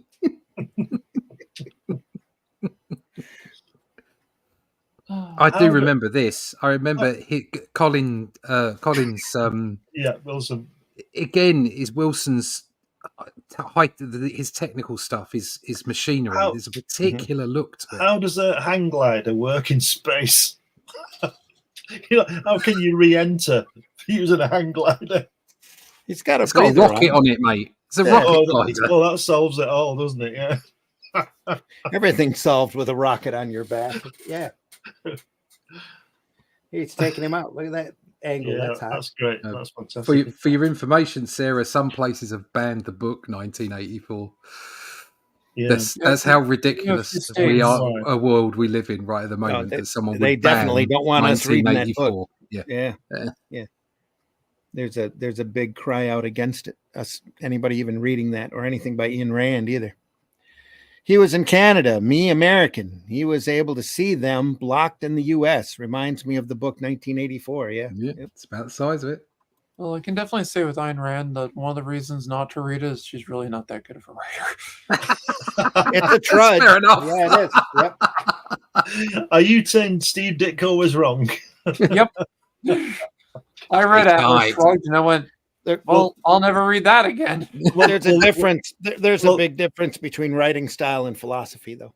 Yeah. So I was going. Philosophy was pretty bad too. I was gearing up to read it. Was it? What's it called? What's it called? The book she wrote, the famous one. she didn't do very many. Atlas Shrugged. Atlas Shrugged. That's the one. Yeah, I was Mountain thinking Head? of getting it and reading it, but now I won't bother now. It's a hard read, but it's some of the points she lays out are pretty good, but they're, you have to take it in the context of the time too. Yeah. So 1984, I think, is a much more important work, much more 1984 prophetic. and Animal Farm are much better. Yeah, yeah. Do that, or Slaughterhouse 5. Slaughterhouse Yeah. 5 is I phenomenal. mean, if I'm going to point to books that have been banned that are worth reading, I would definitely say those ones I read first. I think everybody should read 1984 and reread it quite often. That's when just you my thing. suggest that you should not be reading 1984, but Mein Kampf is available, you know there's something wrong. Yeah. You know That- there's something wrong. Yep. I read that one years ago. Same. 100%. It was actually in my school library. Yeah, Mein Kampf. Yeah, and Das As it Kapital should as well. be, Yeah. as everything should be. That's no, true. They had it there, and when we were studying World War II, I was going through the library looking for some books and found it and went, "I'm going to read this." Yeah. I felt it gives dirty you an after, insight. but I read it. So, Yeah. Oh, there's plenty of things I read that make me feel dirty after, but you just got to get on with it. We're not here to talk about our porn collections. Sometimes I just look at the pictures. There you go.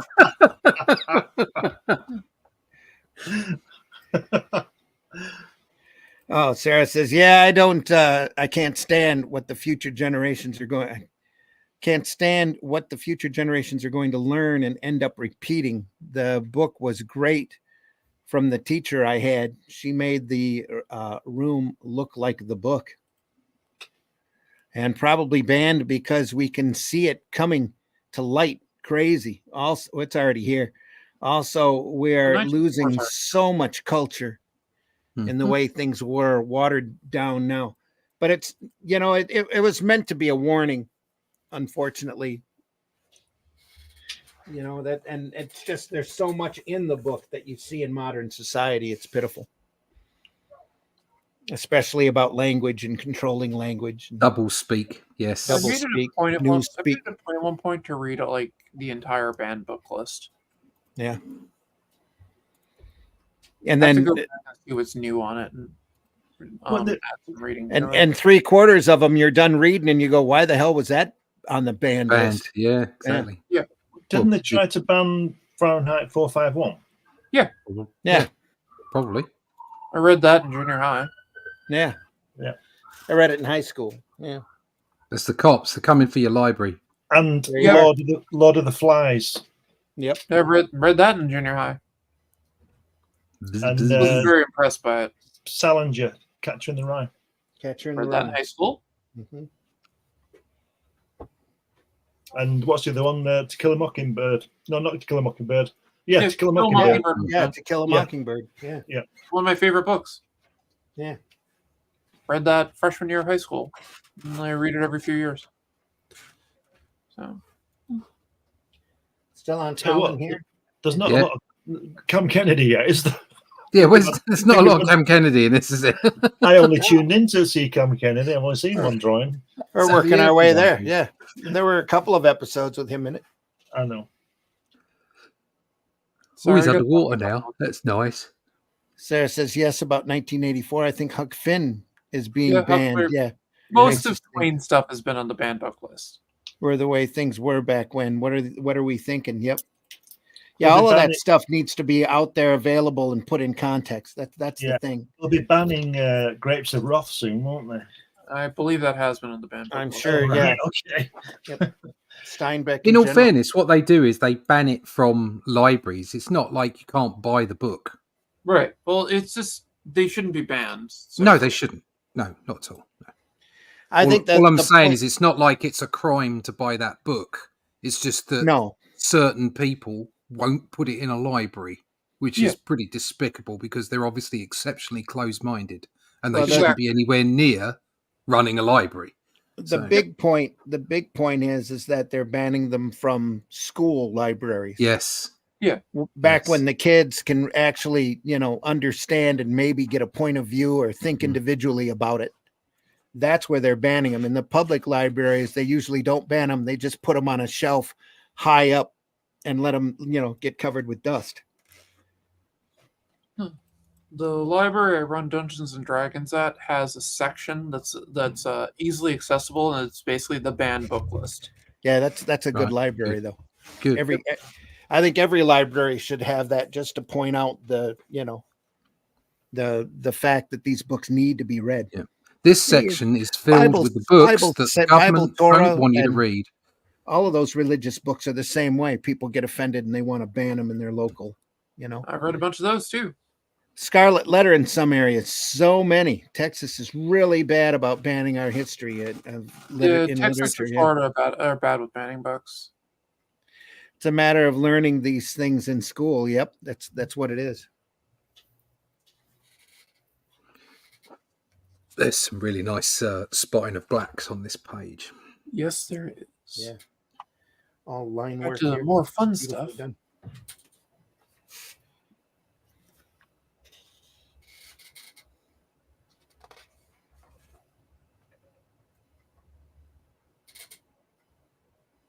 Pew pew. Are there pew pews? Is it IE? No, I made the pew pew up because I wanted to. It's a Buddha, Buddha, Buddha. Buddha, Buddha, Buddha, Buddha. Yeah. It's multiple Buddhas because obviously Buddha, it's Buddha. a circle of life. Yeah. Aye. IE. Nice. Look at that go west, young man. Roll up conclusion, go west, young man. Being rolled up. Conclusion. Go west, young man. Yeah.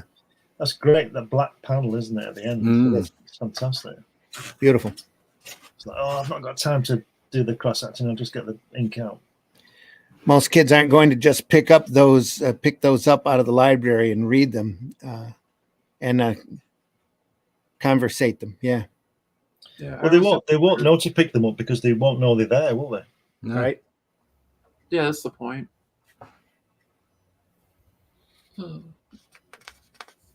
Yeah, the nuns loved me because basically, if they said something was like bad, I went and read it. So, Exactly. Yeah. like, they purposely would be like, "Oh, this is like on the banned book list," and it got me to read it. So, Mhm. Is the penguin in? He's always in. yeah, Maybe it's a double bluff to make us read them. so yeah, no, I fell for a hook, line, and sinker. That's exactly right. Oh, don't read that book. Yeah. It's like, Yeah. don't look here. Yeah, it's like Don't look, Ethel. Yeah. I forgot what it was, but there Like- was something that they got me to read Moby Dick, and I'm very glad I read it, but I don't think I'd read it again. So, I've never read the novel, but I've read just about every comics adaptation there is out there. yeah, I'd rather read those. Yeah. So suddenly we got an extremely sharp. Oh, it's going now.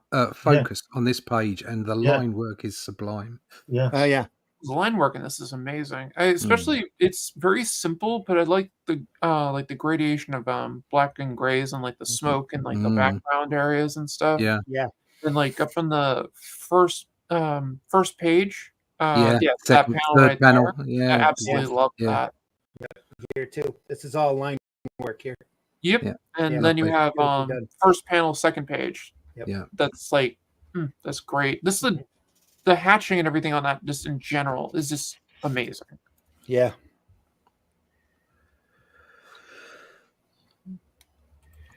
Most kids aren't going to pick those up. Yep, we already said that. Sorry. Oh, no worries.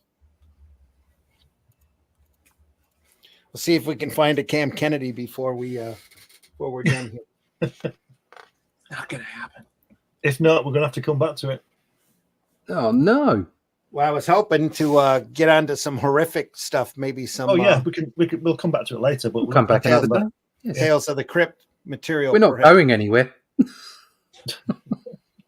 Yeah, Tales from the Crypt would be great to do. Then pull out the really gory stuff for one of these Sundays. The closer we get to Halloween, The some of cat the horrific material. crept into One the of my- crypt, one of my cracked, and favorites- crept out. Haunt of Fear. It has the Ghost Hunter one in it when he like goes into the mansion. It's Okay. one of my absolute favorites. I can't remember what Haunt of Fear it appeared in, but it's such a great story. I'd love to do that. It's just so much fun. Yeah, I've got the box set holding down my freezer lid Fantastic. right now. Look at that next prog. Synth it again, Sam. This is all. Synth. That word was constantly used, wasn't it? Synth. Yeah, yeah. This is all beautiful line work here for the background. Really nice. Yes, exactly, Michael. Michael's right. This is war, even sci-fi war, is horrific, which makes Judd or Rogue Trooper work for Halloween season. There you go, Michael. Very good. Yeah. Yep.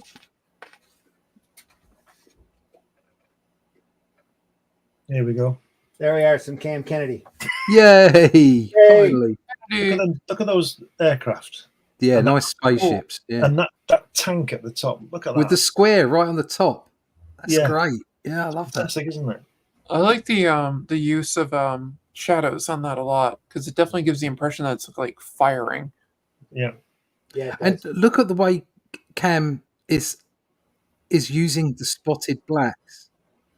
He doesn't normally draw like that.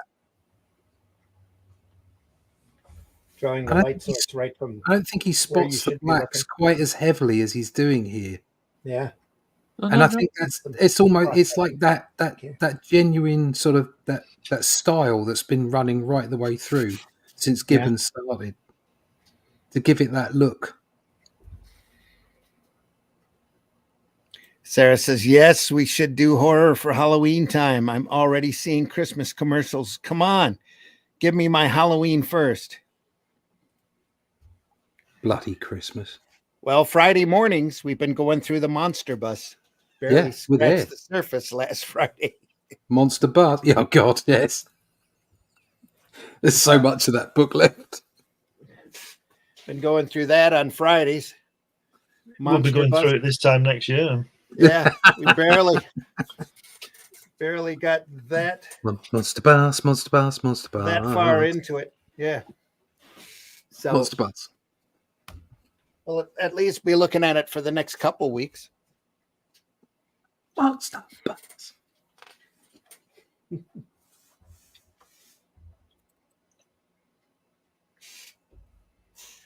That's great. Isn't it? Just fantastic work. Yep. I love his vehicles. And folks, if you go over to Amazon right now, you can get Judge Dredd collections, phone books, about 500 pages or so worth in every book. I think there's at least 3 Rogue Trooper volumes available. 4, I think. Yeah, you're probably right. All of this just beautiful material. All in one really big, thick phone book for about $25 to $30, if I remember the price right. Well worth the price of admission. Well, that's pretty mildly. It's about 1:45. We can keep going here for one more. Yeah, we can do one more. Then I get going, so. Let's get kids that want to play D&D. Ah.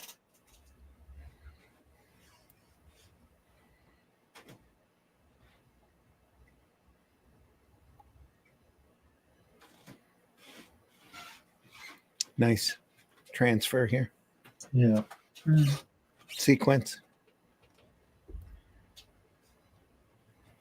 It does great perspective, Cam Kennedy. Look at that rifle and everything. It's just fantastic.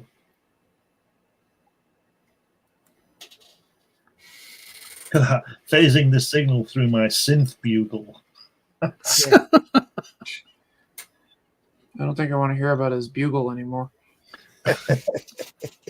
That's the way to make things futuristic. Is you could always just add the word synth to everything. Yeah.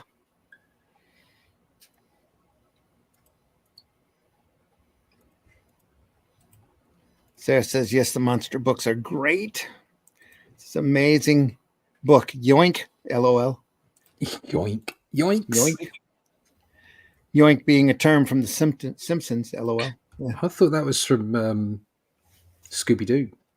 Yeah, same with me. Yoinks. Yoinks. Yoinks. And Jinkies. Yoinks and Jinkies, yeah. Jinkies was, Velma.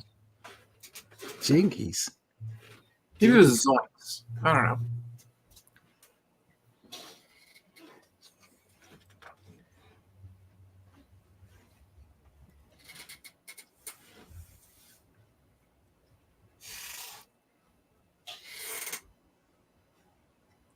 Next, Prague, the Ox Art Mountain Peace Corps.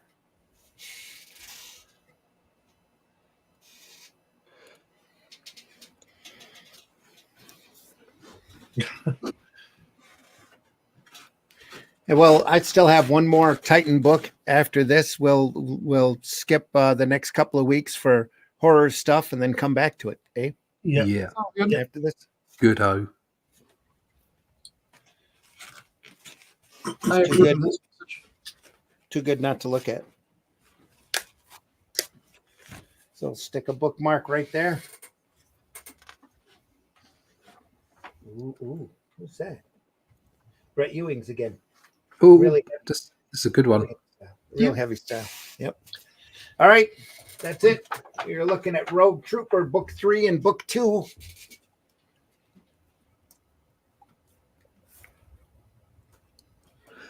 Colin Wilson, Cam Kennedy, Dave Gibbons. Next Friday morning, Comics by Night, we'll hit the monster bus again. Groot. There we are. Groot. And that'll be fun. That's Friday at 5 a.m. Eastern, or we're archived over at the Indie Comics Network, the Comic Book Black Belt YouTube channel, and the Randy Zim YouTube channel. So go over there and subscribe. Hit that bell for notifications. We're there every Friday. We're here every Sunday at 9 a.m. for more Comics by Night. Next week, probably Tales from the Crypt or Haunt of Fear, something good, EC, and horrific. Yep. It'll be fun. Great stuff, folks. Great stuff. Fantastic.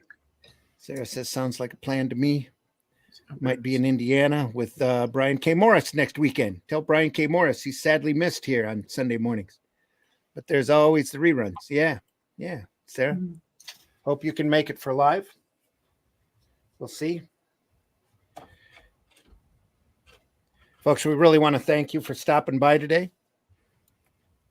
And Allison, can you tell folks where they can find you? Yep. You can find me right here in the Indie Comics Network. I hang out with these fine gentlemen when I can. And I use the term fine and gentleman very loosely. That's how we take it. Oh, Yep. So Yep. sad. No, I know. That's why I'm not saying much. And I consider myself near mint anyway. fair. Minty. November 1st, I'll be doing my Last Sentinel Kickstarter. This is the cover that I'm doing for it. It's going to be very limited. It's pretty much just the book. And that's it. And I try to stream on Fridays at 3 p.m. Eastern Time, where I do arting with the Alley Cat and all that other fun stuff. So, yeah, have a great one, guys. All right. Excellent. Thank you so much for coming on. Well, thank you for having me as always. Russ, tell folks how they can find you. You can get me at russleach.com. All my social medias are there. Do sign up for the email list so you can find out what's going on with the Atlantean. The campaign is currently live. We're doing really well. We've got another couple of weeks to go. We'll be on some shows. We'll be doing the rounds, but get in there and get yourself a copy. Find out what's going on. Sign up for the email list. So just show you a quick couple of panels so you can see where we're going with it, the kind of stuff we got going on. There you go.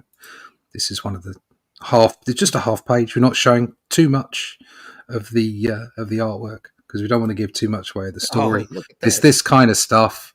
It's black and white with wash, and that's the kind of look we're going for. We're going for that Conan, Savage Sword of Conan kind of style magazine, and we have just secured in the last 48 hours one of the most important aspects of the magazine, which is a strip by Glenn himself. Glenn Fleming will be appearing in the back of the magazine. There will be a half-page, fantastic comedy story around Hatch. Is it Hatch the Barbarian or Hatch the Destroyer? I'm not quite sure yet. Not quite sure, but one of the two, because you know Hatch will destroy your day if you're not careful. Ellen suggested Cull the Librarian. Very good. So it's a full-blown magazine. We're going for it. We want to do the episodic content, and we've got a great strip from Glenn in the back of the book as well as some nice editorials as well, some insightful stuff, either from Randy or from the writers that we'll have involved, because we will be having guests come in and out. So check it out. Go to russleach.com and sign up for that email list now. And the Atlantean springs off from the Shadow Kingdom. There's only a few stories of Cull that are in public domain. So we have to be careful what elements we can and cannot use. But as long as they're in public domain in those stories, they are available and usable. And sorry, Randy, what I love about what we're doing is the springing from the public domain Shadow Kingdom. And it's those characters from that book. And we're just taking them out and doing what we're going to do with them. Randy's producing a fantastic story, by the way. It's really good, top-notch adventure. Thank you. I'm blushing. But if you like, and I can promise you number 2 is crazier than number 1. Yeah. Crazy is the word. Crazy is the word. And all of the stories are all built from Shadow Kingdom, but you don't have to have Shadow Kingdom in order to enjoy any of the stories. It's just that the situations and characters will refer back to that from time to time. We're considering that as the foundation starting point for this work. So Canoe, and there's all sorts of points, plot points from Shadow Kingdom that'll be popping in, especially in issue 2. So you don't want to miss it. Of course, you can always just go out and buy Shadow Kingdom because it is out there. Too. You can go get it. It's there. I suggest you buy it. We love it. We're so proud of it. Yep. So, Glenn, tell folks how they can find you. Well, apparently in the back of Russ's book. Well, let him out. So Dear check- God, guys. Please. So check that one out.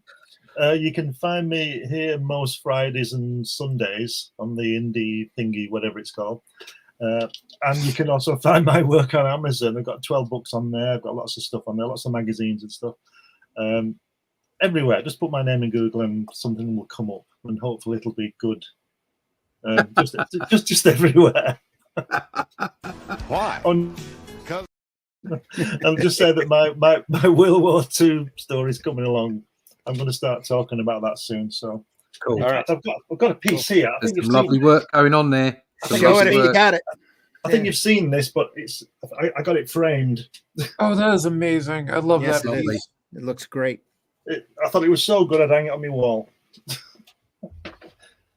But there you go. Yeah, just everywhere. Just put my name in and you'll find something that you can complain about, like Chris. And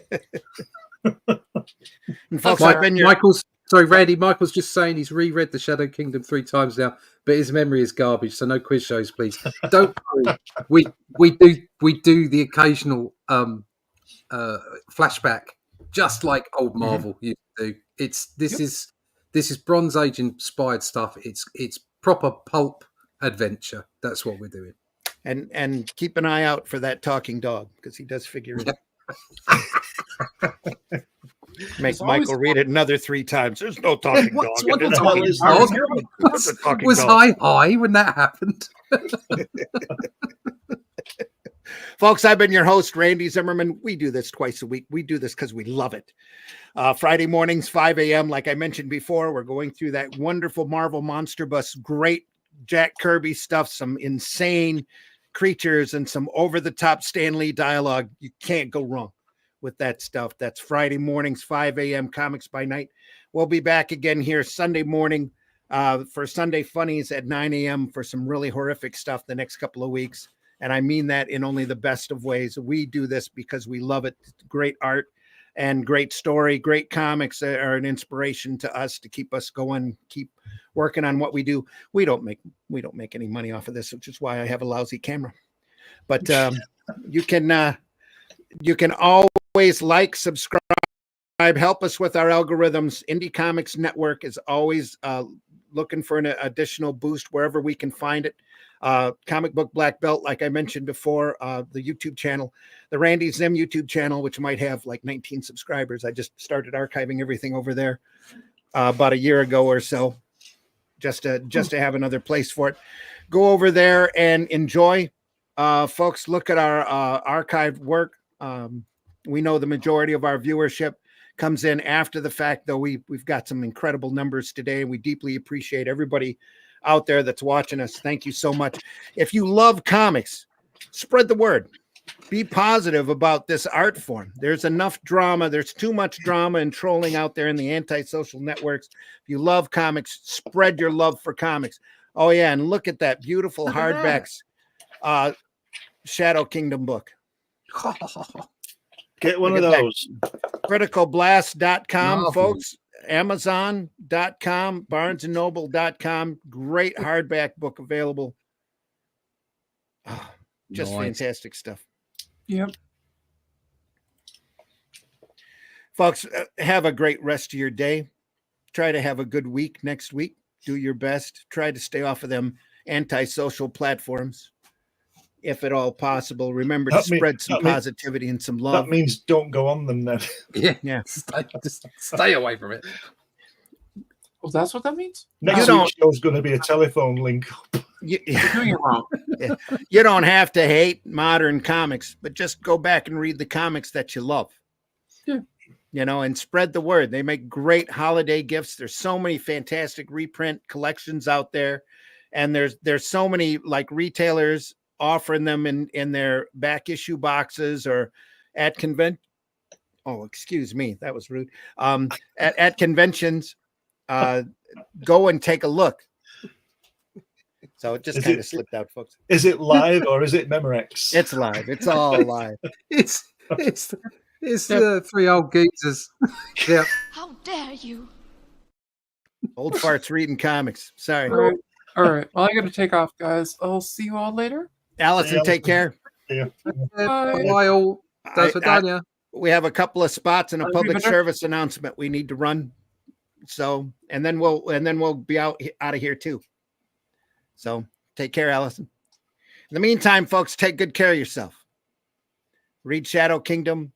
Nice. Fundmycomic.com. Go over there, get Hatch annotated. Make sure you look for the Atlantean #1 over there as well. The AR-13L, the little mermaid, is still open over there. The Fool campaign is still up over there, even though that's also available at the store. We wish you the best, folks. Take care. See ya. And I don't know if I should run this or not. Remember, folks, just take care of yourself, and we'll see you soon.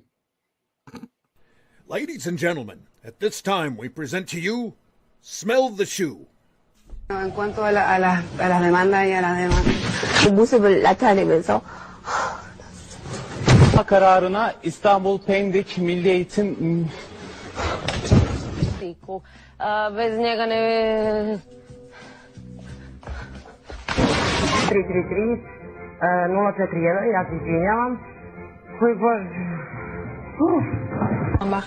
Also okay, wollen Sie gleich ans Expertentelefon gehen, Herr Ohm? Um Gottes Willen. Thanks for watching. We now return you to our regularly scheduled programming.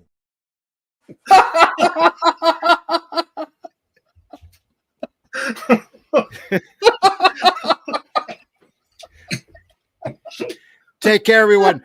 Thanks for watching, especially towards the end. We'll see you next time. See you on the next one.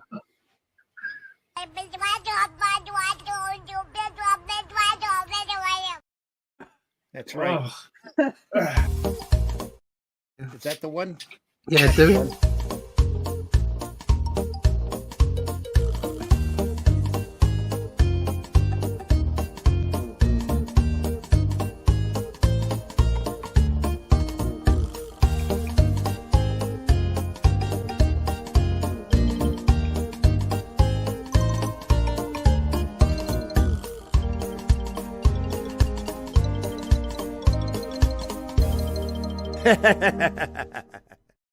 Joke's on you, bitch. I love this shit. It means you're a catcher, not a pitcher.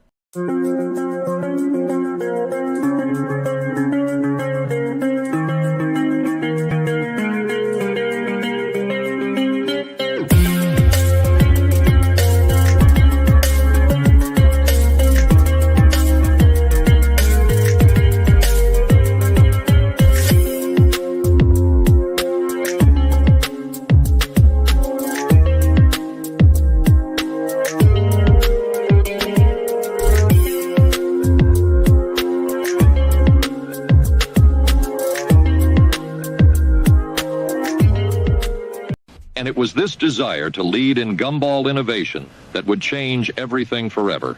What we were trying to do was make the gumballs more orange, but what we did instead was open a rift in the space-time continuum, unleashing a godlike entity. You know, it happened. Taste the biscuit.